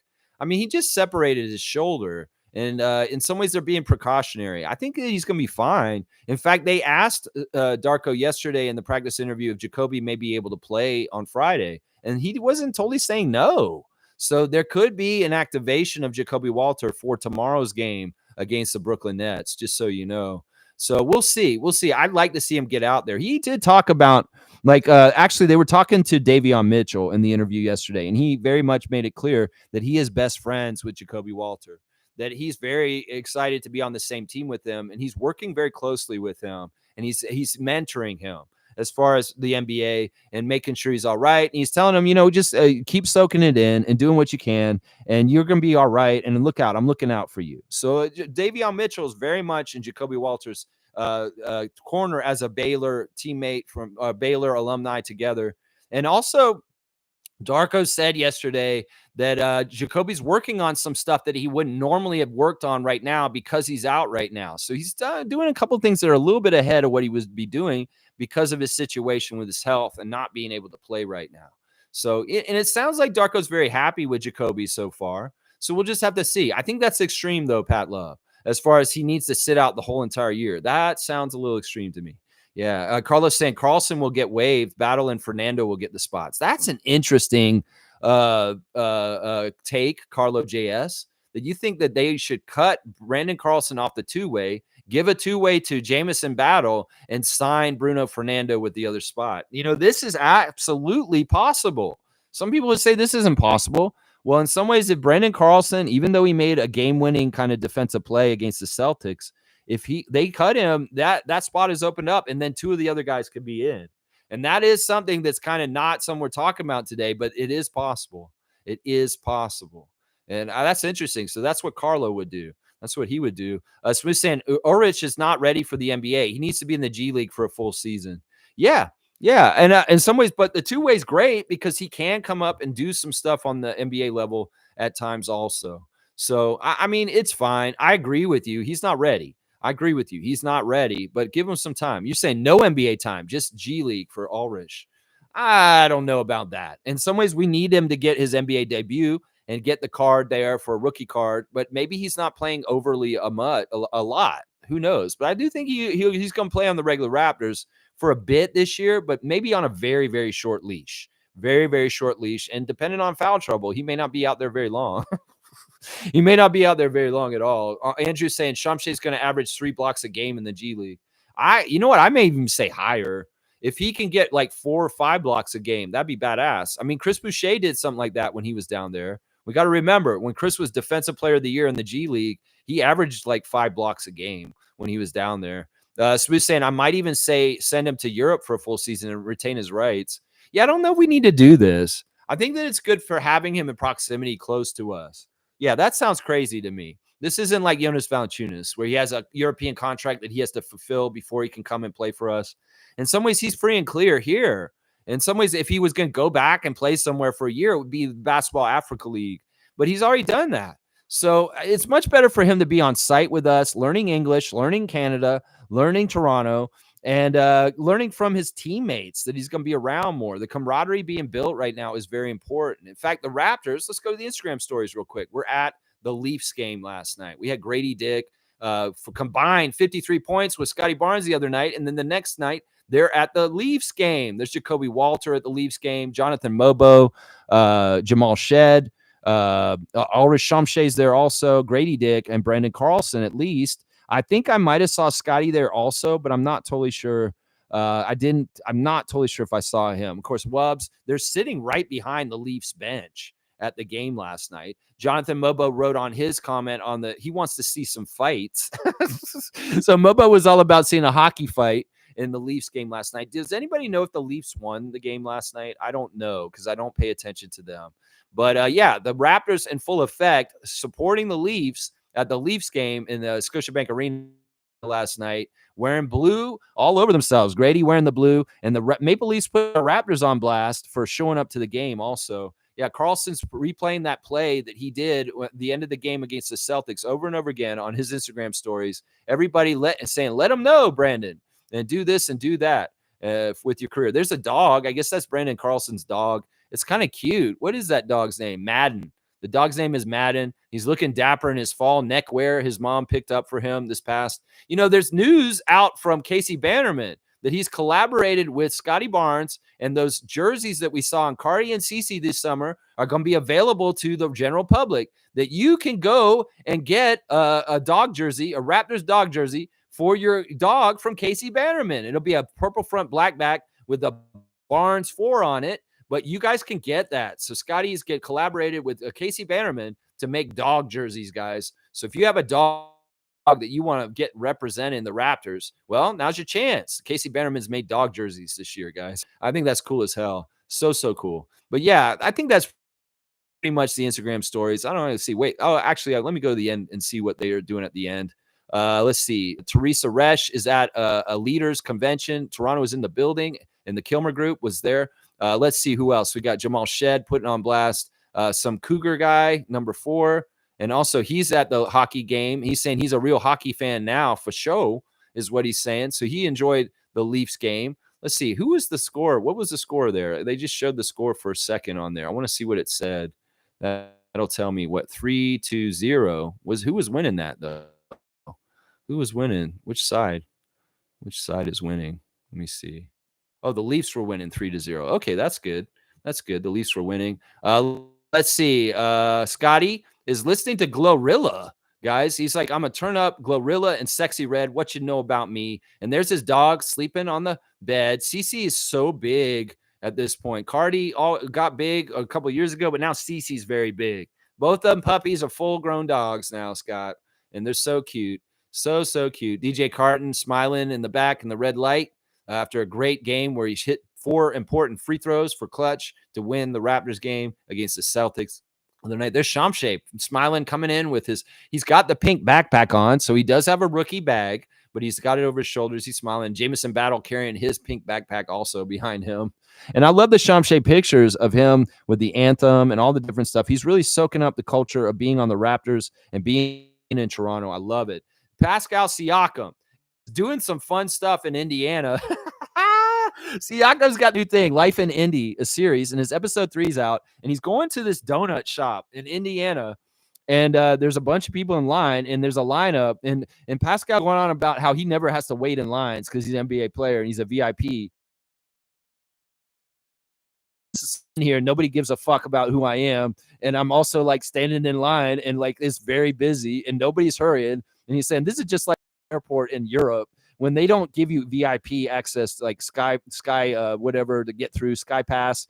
And so he's like standing in line with everybody else. And a lot of people don't even know who he is. They're just kind of looking at him. And he's like, why is he filming? But it's so funny. One guy comes up to him and says, hey, it's Toronto's finest. And he's like, no, I'm Indy's finest now. And then another guy says, do you miss Canada? But Siakam's so cool, man. He's so down to earth. And he like waits in line. And he gets the little yeast donut and he tries it. And he's like, oh, that's fire. I want more of these. And they're asking him about like eating the donuts for this diet. And he's saying, listen, during the season, I lose so much weight because it's like I don't eat enough during the season. So I am allowed to eat as much crazy shit before the season starts to build up my calories. calories and my weight. So Siakam loaded up on some crazy ass donuts at this donut shop that's world famous in Indianapolis. And it's such a cool clip, guys, honestly. And I love that his Toronto past haunts him, where the fans are saying, like the Indiana fans saying Toronto's finest. And he's like, yeah, but I'm Indy's finest now. I hope so. Siakam, you're just so real, man. And it was so cool. The lady's like, what's your name? She's trying to put his name in the phone and spell it. I'm not going to remember your name. And then Siakam turns around and says, I'm not going to remember your name either, Crystal.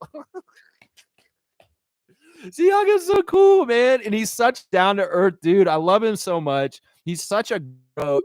And man, y'all, if you all want to laugh and a little bit of a smile, just check out Siakam's Life, Peace, Life, and Indie series. This episode 3 is so fire. And man, Siakam's just so down to earth and real. He buys everybody donuts at that store. And it's fantastic. The people behind the counter are like, wait, you got to go back in line to get to pay for them. He's like, no, I'm serious. I want to buy the donut who's in the store right now. He's like, you need to go around back in the line to do that. And he's like, no, listen. Oh, y'all need to follow Siakam still and watch him. He is hilarious, man. He'll always be a Raptors legend. Lloyd is taking pictures of architecture once again. Scotty Barnes' best friend, Lloyd, taking great pictures of that. Let's see what else is going on. And Raptors 905 celebrating Carlson and Carton for their heroics. And you can get the Ulrich Shamshay wallpaper for your phone off of Raptors 905 stories right now. So if you really want Shamshay on your phone, you can get that wallpaper for your phone on Instagram right now. There's your Instagram stories for the day with the Raptors. Raptors at the Leaf game last night, taking in the Leafs, playing the game last night. Looks like they won if they were up 3-0 at that time. And Mobo wanted a fight. That's right. Interesting stuff, man. Very, very interesting stuff. All right, let's see what else you guys are saying in the chat. Good stuff, man. Let's see. Seymour saying, my internet connection has me feeling I'm watching it in an old kung fu flick. Words not matching what I'm seeing. That's crazy. That's crazy, man. You need a new provider maybe, or your data.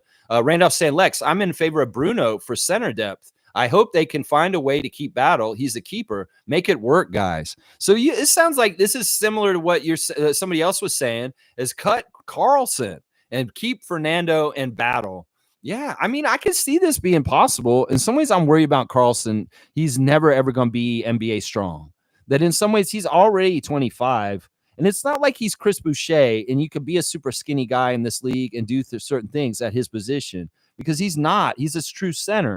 And he's going to have to be able to hold weight with his lower body. And if he has no lower body weight, he's just going to get shoved around like easily, like Victor Wembanyama in his rookie year. So in some ways, I don't know if there's actually a long-term potential for the great three-point shooting, shot blocking center from Utah, Brendan Carlson. So in some ways, if you're foretelling this and kind of looking at it this way, maybe this is the move that you make front office of the Raptors, that you got to switch a two-way to Jamison Battle, and you guarantee Bruno Fernando's contract for depth. In some ways, it's like, look, Carlson may not help us with the center depth in some ways. Think about that. In some ways, he may not be strong enough to help us with the center depth. And that way, it's like a false kind of like person for that. We don't want half-assed backup centers. You can look at the Celtics. They got Porzingis, and then boom, they got Cornette, who's an absolute force as a big, strong center. And in some ways, that's kind of the backup we want. We got Jakob. He's perfect. Big, huge, strong center, top center in the league. And then we need somebody who's going to not have a drop-off afterwards. Kelly Olynyk's a different feel, a different kind of thing. And it's not the same. And in some ways, maybe Fernando is essential, like you guys are saying. I'm really glad we're sussing this all out and talking about this a lot, man. It's very important. Very, very important. Kareem saying, I don't like Bruno. Yes, he's great for depth, but we have to remember this year is for development. Carlson is more of a Kelly Olynyk, a stretch big, might be the way to go when Yak is subbed out. I mean, we'll have to see. We'll have to see. There's been some really, really good points here, and there's no right answers. There's just the answers that the front office will decide, and we'll have to see what happens in the next 5 days. Yeah. Andrew's saying Bruno gets tunnel vision. Tough decision for Bobby. Yeah, from Carlo. I agree with that. Yeah, and Tatum's hooping's back, man. W Raptor Streak, W Chat. Thanks, Tatum's hooping. Yeah, we do a Thursday think tank call-in show on Thursdays where people actually call in and give their opinions on the phone. So, yeah, this is an off-season thing when we're not having games. There's no reaction or preview, so we're just doing our Thursday Think Tank regular show. But Tatum Soup is back for another show, guys. He enjoyed being with us yesterday. He's back again. W for you, my guy. W for you. Cowboy saying, good morning, Lex and Raptor Freaks. Dap to you, Cowboy. You already got shouted out today by the king from To The Point, talking about your comments on his channel. Good stuff, Bradley. I'm glad to see you're supporting other great Raptors channels like Brian's channel, To The Point. Andrew's saying, yeah, we wasted like 3 or 4 years on Flynn, shaking my head. I really do feel like that. And it pisses me off. In some ways, I don't know what the fortunes of the Raptors would have been if Malachi Flynn had been more as advertised what he was supposed to be.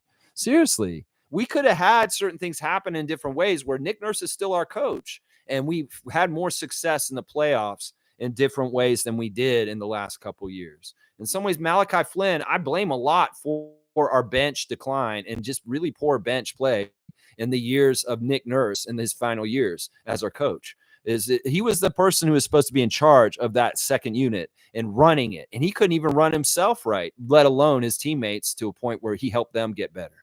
So, yeah, we really did waste time on him, Andrew. I completely agree. Blackhawk saying we should have traded down instead of picking Malachi.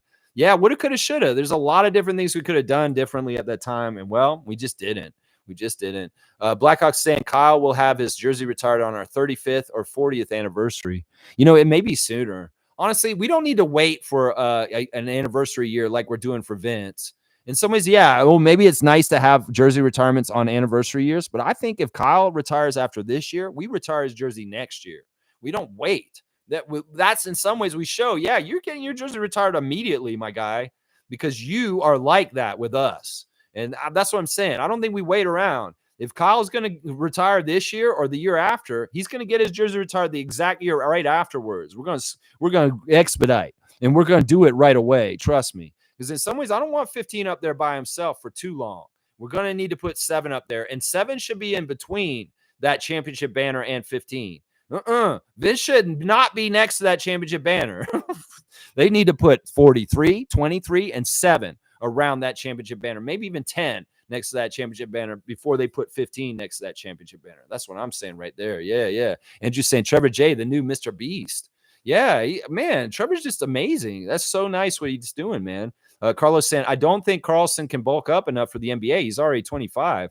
I know. I told you about this. In some ways, this is just maybe a lost cause, Raptors. In some ways, yeah, the three-point shooting's nice, but it's not money for money. And in some ways, Battle is money from 3 for sure. And in some ways, I'm just wondering if Carlson's going to be a defensive liability no matter what.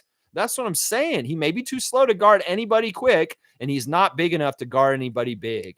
That could be a big, big trouble right there. Yeah. Andrew's saying, yeah, they won 6-2. So the Leafs won 6-2 last night with the Raptors sitting behind them. Ooh, those good vibes were there from them Raptor rookies sitting behind the Leafs bench. Yeah, sometimes I don't like crossover between the Leafs and the Raptors. Like, I hate it when I see Austin Matthews sitting at courtside for a Raptors game, because usually we lose if any Leaf players are sitting in VIP spots at courtside. I hate it. Don't bring the Leafs to our games. Now, the Raptors show up to Leaf games, well, all of a sudden the Leafs win. Hey, we'll do that. We'll come and show up and help you guys, buds, on your side of things. But don't come to our games, please. Because honestly, every time I see a Leaf at one of our games, we end up losing that game. I've noticed.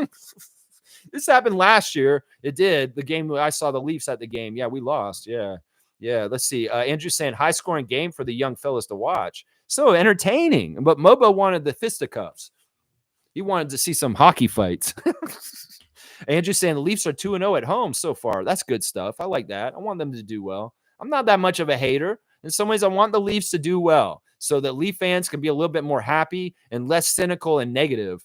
In some ways. Yeah. Brian's saying, loving how the young Raps are showing support for the city and each other with no selfishness. I just want to see that show up in results on the court in the W column. Well, I think that this game we just won is part of that. The selflessness of Emmanuel Quickley as a starting point guard, to showing the mentorship towards Davion Mitchell, Jamal Shedd, DJ Carton, Jemias Ramsey is really good. And in some ways, that's the awesome thing. In some ways, maybe the leadership of Scott is such a giving, communicative, big family, hug fest that these guys are really bought in this kind of way. And like I said, the pairings that are little pairings within the team are really good. The Kansas Jayhawks of Oshai and Grady, the Baylor guys of Jacoby and Davion Mitchell. These guys are connected already in pairs like Mobo and Scotty. And in some ways, these kind of friendships, they go further. Like we know from building our team up with the friendship of Lowry and DeRozan. So that's what I'm saying right now. You play harder for your best friend. You play stronger for people that you love and you're really connected to. If you have players on the team you don't really like and you're not really getting along, well, in some ways that can hurt your team. So yeah, I'm loving it too, Brian. The no selfishness, the sharing, the teaching. In some ways, Jamal Shed is trying to help people like DJ Carton who are in direct competition with him for maybe some of the things that he wants. It doesn't matter. They're a collective and they all want to see each other succeed. And that's a beautiful, beautiful thing. It's not very common in professional sports. Let's just put it that way. It's not very common. Cowboys saying, big up, Brian. Let's grow. That's right. That's right. And Neil saying, Pascal is so outgoing now. He's enjoying the journey, and I'm all for it. Yeah, he's awesome, man. We love Siakam so, so much. He is one of the greatest Raptors of all time. And anybody who says otherwise, you just don't know. You just don't know. Seymour saying, whoever Masai picks, I'm with it. There you go. Yeah, we just got to trust in Masai. That's one of our biggest tenements as a Raptor Freak family. Says, trust in Masai, believe in Bobby, rely on Masai. That's right. We're going to believe and go with whatever our team decides and ride with it. And if they don't make the right decision down the road, well, we'll talk about it later. But for the most part, they have a good track record. And in some ways, we'll just have to see. I'm very much firmly saying that I support keeping Jamison Battle. But I can totally understand the depth concerns at center that are making people want to say Bruno Fernando is the right choice. You know, it's tough. I think it is between those two. I think out of the four people that are in the battle for the last spot for our team, it is between Bruno and Jamison. I think they are definitely the front runners for sure. Yeah. Yeah. Let's see. Andrew saying rely on Masai. That's right. Alley-oop to Sheriff. Yeah, we'll give Seymour a dunk for calling in this morning. Great to hear Seymour's voice on the show today. Great calls from different people today. Love getting the different voices and the different opinions from different people. Very, very good stuff. And I can still take some more calls, just so y'all know. 165 on the dunk chart for the Sheriff, the City Slicker, Seymour Pape. There you go. Yeah, most saying W Stream, W Vibes. Go Raptors for life. Keep at it always, Lex. Good times are coming. We're a strong Raptor Freak crew strong. Thank you for the cutoff, Monique. Just real quick, let me do the top 10. ESPN's come out with their top 10 of their 100. They finished the last part. We went over the other parts in the last couple days. Well, now they have their top 10. And they're saying number 10 is Anthony Edwards. He was 13 last year. Number 9 is Kevin Durant. He fell from 7 to 9. Number 8 is Joel Embiid. He fell from 3 to 8. And that's a little bit more right, honestly. Him at 3 last year was a joke. LeBron has jumped up 2 spots from 9 to 7. So basically him and Kevin just flipped spots, basically in their ESPN top 10. Steph Curry is at 6. He fell 1 spot from 5 last year. Number 5 is Jason Tatum. So Curry and Tatum just flipped. So Jason Tatum's hooping. You got number 5 best player in the NBA according to ESPN. He's jumped up a spot. SGA is ranked number 4. He was number 8 last year. So this is respect. You put an SGA there. In some ways, I would argue he's number 2 or 1, but they're going to put him at number 4. That's fine. Number 3 is Giannis Antetokounmpo. He was number 1 last year. He's fallen to number 3. That's interesting. Luka Doncic is number 2. He was number 4 last year, so he's rose up 2 spots. And the number 1 player this year was number 2 last year is the big man for Denver, Nikola Jokic. So ESPN saying Nikola Jokic is the number 1 player in the NBA and their ESPN top 100. There you go. We had to go look at that just a little bit to finish the job from that. Blackhawks saying maybe front office can waive Garrett Temple and hire him as a coach and give the open spot to Battle. Yeah, I don't know about that. I think the Temple wants to continue to play physically, and he wouldn't be okay with this because he feels like he can still play. Now, we're seeing that Thad Young is done, and it's weird. Shakina Young, Thad's wife, has posted on Twitter that this year we can put the Christmas tree up at home because we are home this year, and that means Thad's career is over. And in some ways, that's a long, long journey, Thaddeus Young, being in the NBA for so long.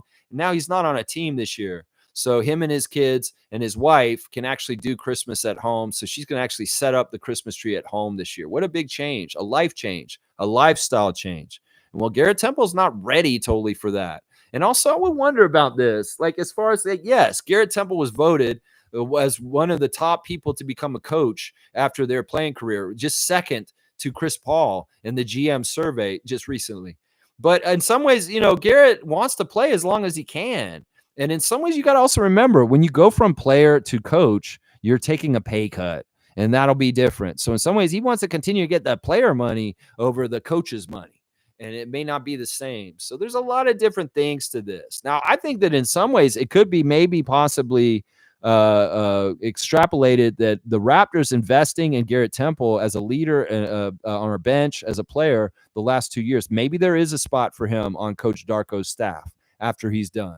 I've speculated that he could do bigger things than this, being a guy who's been involved in the Players Union. He could be involved in the NBA in the Players Union in a major way. He could go into announcing. He could be very much a TV personality because he's very good at that also. So there's all kinds of options. Now, having Garrett Temple as one of our assistant coaches in the future, yeah, I'd love that.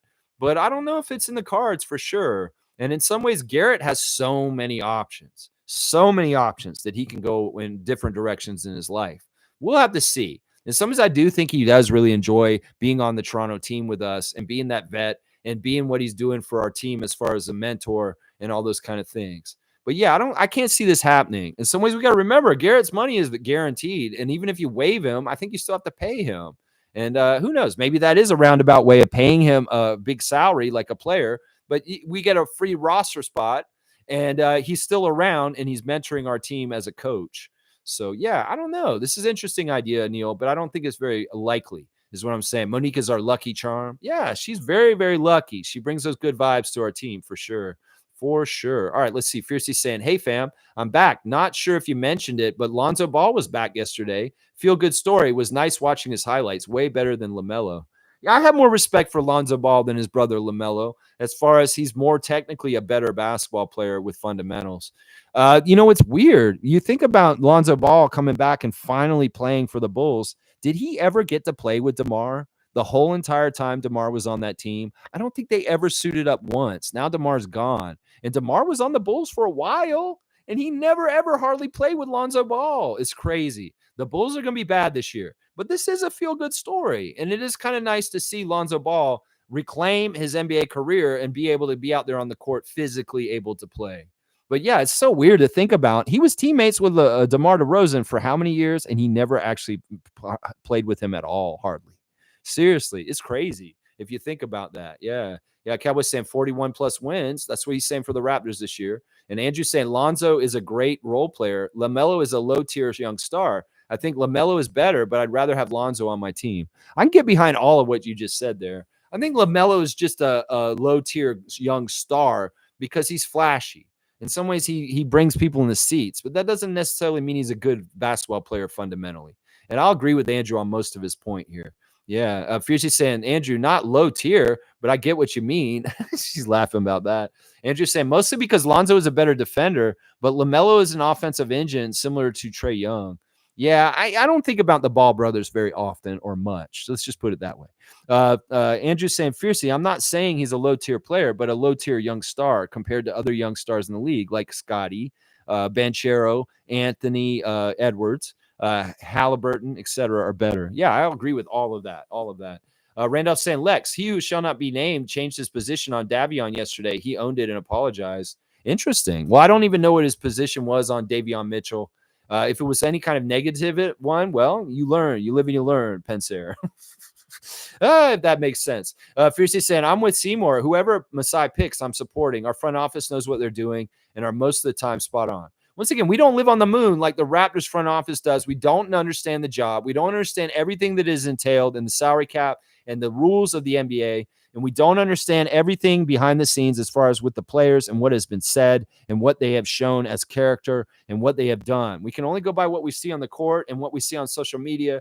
And in some ways, that is not the complete picture. So when Bobby and Masai make the roster cuts to who is going to make our team, we got to trust in it. And that's what I'm saying right there. Yeah, and I agree with what y'all are saying about that. Blackhawks saying Thad can focus on his son's journey to the NBA now. Yeah, it'll be great. Thad Young Jr. is going to be in the NBA. Trust, mark my words. Thaddeus Young Jr. is going to be an NBA player, and it'll be rightfully so. It won't be any of this brawny nepotism crap. He's going to earn his spot, and he's going to do it. Watch, because he has all the building blocks. He has the right body, and he has the right guidance, and he has the right path. He just does, honestly. Andrew's saying, yeah, I'm so happy we have a competent front office. It's very important in the NBA. And we've had an incompetent front office at times, and that's the incompetent front office that traded Vince Carter for nothing. So in some ways, this is something Raptors fans need to realize and value, why Masai Ujiri and Bobby Webster are very essential to our success here in Toronto, for sure. Blackhawks saying, isn't Garrett something like 38? He is older, but he still has the ability to play and physically play. And we wouldn't have invested the money in him this year if he wasn't able to come in and be somebody who can play for us from time to time. So, yeah. And Fish saying, okay. And Mo's saying, yes, Garrett is 38, Neil. Okay, yeah, that makes sense. Thanks, Monique. I knew it was somewhere up there. All right, let me see. Let me just do a review. We got 15 minutes on the clock. We do need to do the classic card of the day, obviously. So let me just get that done real quick. So where's my box? And we'll make sure we get our classic card in. Let me see where we're going to grab from. We'll grab from right there. Okay, this is going to be a classic one. Oh, it's a good one. It's a good one. This one's not too hard, but you guys will figure it out. You'll figure it out. This is a classic card. I want the full name.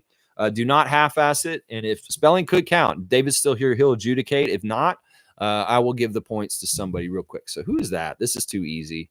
If you ask me, this is way too easy. This is a well-known player for this franchise, one of their greats, and it's very easy in some ways. So let's see who's going to get, who will write it in. I don't want to bring it too close because you may see it too easy if I bring it in too close. And some people may recognize this card. This is a very popular card that's out there. Smooth's got it. That's right. That is Terry Porter, the Portland Trailblazers, a great Trailblazer, very important one that helped them get to the finals against the Detroit Pistons in 1990. Yeah, Terry Porter was the backcourt mate of Clyde the Glide Drexler in the heyday of the Portland Trailblazers. Maybe the best era, other than the Bill Walton championship era, was that Porter and Drexler backcourt era of the Blazers. There you go. Smooth Brown man getting it. Yeah, solid point guard. Solid point guard at that time. I'm going to say 100 points to Smooth on the classic card of the day. It's not a very, very difficult. Oh, David's here. So, David, you want to give him 100 points? Yeah, 100's fine. All right, good. Yeah, David is there. He's on top of it. There'll be a special Raptor Freak Tuesday trivia this week, guys. On Tuesday, David's going to do the trivia himself. I'm asking him to write it all up and do it completely himself this week. So be ready on Tuesday. We're going to play trivia on Tuesday morning. David's going to be in charge of writing the trivia this week, guys. So be there. Yeah, Blackhawks saying, I get the wanting to play long, but there is also knowing when to back out and letting the next generation take over. Well, there's another thing that's been very clearly talked about with the Raptors organization is that, having Garrett as a player is different than having him as a coach. You've got to understand the players are in their own little bubble in their own way, where sometimes the coaches are not around. And in some ways, Garrett being around, in some ways, it's not a babysitter, but it's somebody who's involved with the players as far as going to dinners or on the planes or in places where just the players would be, because it's players only. And as much as Evo be there shadowing Grady Dick and Jacoby Walter and Oshai Abaji and teaching them shooting stuff, as much as Vin Bagnani and Pat Delaney and Coco can be there for the Raptors players, Garrett Temple can be in another level of being close to them, being actually on the team with them at all team practices. So you got to understand, in some ways, that's part of the value of having him as a player, is that there's levels of interaction that are different. The coaches are not with the players in certain ways, like the players with the players. And that having Garrett there all the time, I don't say a babysitter. It's a accessible mentor at any given time, just in case the coaches aren't available. How about that? Because that's part of it. That was very much portrayed by Masai and Darko at different times, saying that we like Garrett being on this team because at times none of us are around, no front office and no coaches, but he's there as one of the players with the players in the players group.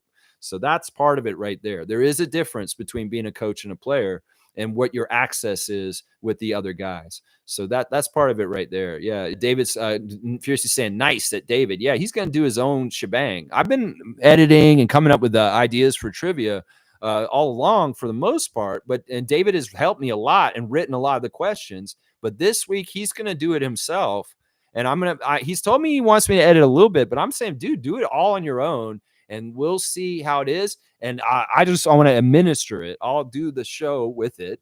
But yeah, I'm asking him to help me out. He's going to do the whole thing for the most part. Yeah. Yeah, let's see. Most saying, look at CP3 though, Neil. Example. Yeah, Chris Paul is amazing, and he's going to help the Spurs a lot, and they're going to see a huge jump in their wins this year because Chris Paul has shown up on the Spurs this year. Watch, I can see that. I can see that being very true this year. All right, I got 10 minutes. Let's make sure I didn't miss any of my tabs as far as what I wanted to talk about today. I think they were pretty good. All right, let's do a recap real quick.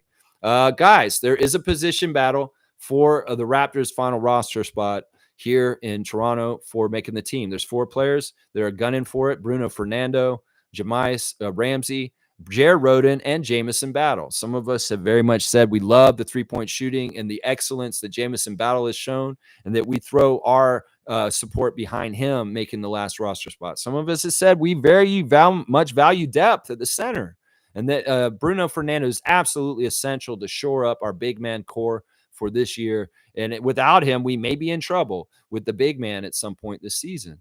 These are good arguments, both of them. And we'll have to see what the front office decides. There was even a third alternative to cut Carlson and keep Fernando in Battle. Yeah. So I love that we had a great discussion today. Hopefully it was helpful to the MLSE, to Masai Ujiri and Bobby Webster, and maybe some of their deliberations of what they're thinking about as far as what the fans, the diehard Raptor freaks, are saying about what they think should happen. So I appreciate everybody being here today. Thank you for all the calls. Fantastic calls today on the call-in show. And yeah, thanks for watching, guys. Good stuff, man. All right, let's see what Stargate's here. Let's see what he's saying. Look, I keep telling you guys that Garrett is on the team for a political reason. With the negative perception on this team, him as a top-level union guy on our team is strategic. This is so true. I mean, because Garrett is involved in the players' union. He is a rep. And in some ways, once again, I'll say this: Garrett Temple may be not as effective as a coach in talking to the refs as he is as a player. And in some ways, he garners good favor for us with the long-term refs as a long-term player. In some ways, he gives us more respect with other coaches and teams and players because he knows everybody. It's likely that Garrett Temple has a teammate, a former teammate on every single NBA team in this league, that if we go to a court and we're showing up, he's going to come out there and talk to the people that he knows from times before when he played with them. And, in some ways, this is important. In some ways, Darko's a young coach. He had a rookie year last year. And in some ways, he's fighting for respect in a league. And when we're doing the coaches process to find out who our next coach was after Nick Nurse, I said clout is an important part of being a coach. If you don't have the respect of the referees and other people in the league, you will get walked all over. And in some ways, Darko Rajakovic, being a totally unknown coach, coming in and taking our job, he needed these kind of people like Garrett Temple around to help with respect, and respect from the refs and respect from in general around the league. So that is part of it. Stargate is exactly right, that he helps us in some very intangible ways that maybe don't think about. Oh, Monique's brought up Aaron Baines retiring. Yeah, he retired from the NBA. He didn't retire from basketball completely. He retired from the NBA. It's really kind of him waving the white flag that he knows he'll never make it back in this league. It's more that he's going to continue to play in Australia. It's just that he's saying, I'm retiring from the NBA. He didn't play in the NBA last year. It's just he's tried to come back into the NBA in the offseason a couple times, and he's not getting anywhere. So he just waved the white flag. I'm not going to try and make the NBA anymore, but he's going to continue to play in the NBL. Let's not get it twisted. He's going to continue to play in Australia. So yeah, he's giving up on his NBA dream. In some ways, this is similar to what Yuta just did. Yuta did this last year too, playing for the Raptors for that little bit of time. I don't believe in the weird shit that people are saying about Aaron Baines and our team and a curse. Fuck that shit. No. Aaron Baines, I respect you and I appreciate you, even if you did not play very well for us in the year we played in Tampa. Yeah, in some ways, it is what it is. I wish you well. I hated hearing about your medical emergency that happened in Japan and all that other stuff. And in some ways, I don't have anything against him. I don't. In some ways, I don't want to see that number 46 around different places. But still, Aaron Baines, all the best to you. And yeah, he's just retired from the NBA. He didn't retire from his career in general. That's right. Stargate saying you have to look at the bigger picture when it comes to Garrett. Yeah. Yeah. In some ways, it's like that roster spot is very useful. In some ways, if you're playing an RPG, some sort of role-playing game, if you have a player that you don't actually have to play, but he gives you a bonus on the outside, that's a great slot to fit. That's a great slot to fit. You don't have to give him any minutes, and he's going to give you bonuses around things. Yeah, that's smart management right there is what I'm saying. And Brian saying at Mo, it's a Ron ban. Yes, laughing my ass off. It's a Ron ban. It's a Ron ban. I don't know what that means. Fiercely saying, totally agree with Stargate. Garrett is with us for a reason, and I'm here for it. Also, Scotty and others have mentioned him in terms of leadership. Well, out of the guys that have mentored him, he's the only one that it seems that in some ways, Scotty has very adamantly said, this guy teaches me well. You know, we could talk about Thaddeus getting into it with Scott at halftime when he tried to mentor him and Scotty kind of gave him the cold shoulder. We can talk about the issues people said that there were between Fred VanVleet, Dennis Schroeder, and Scotty, which weren't true, honestly, because he's mentioned Fred. But I guess Garrett's bedside manner as a leader is very palatable to Scotty Barnes. And in some ways, you know, if Garrett's able to get through to Scott and talk to him as a mentor and maybe say some of the tough things to Scott that is hard to say to a guy like him, that's a good thing. That's a good thing. If Garrett can be real with him and say certain stuff, it could very well be after the game on Sunday that Garrett Temple came up to Scotty and said, yo, you're better than this. What are you doing, bro? Don't waste your time. Get out there and show you're the best player on the court every single time. I'm sure that that's something similar to what Garrett Temple said to Scotty Barnes on Sunday night after we were embarrassed in Boston against the Celtics. And look, maybe he lit a fire under Scott's ass and he showed up the next game and did prove that he's the best player on the court, even with ESPN's ranked number 5 best player, Jason Tatum, on the court. That's right. So, yeah, Fiercely saying we had Thad and Otto, but Garrett is the one who stood out. He's actually the one that I guess was accepted the most. Otto was never really a mentor kind of leader on our team. He Olajuwon'd us.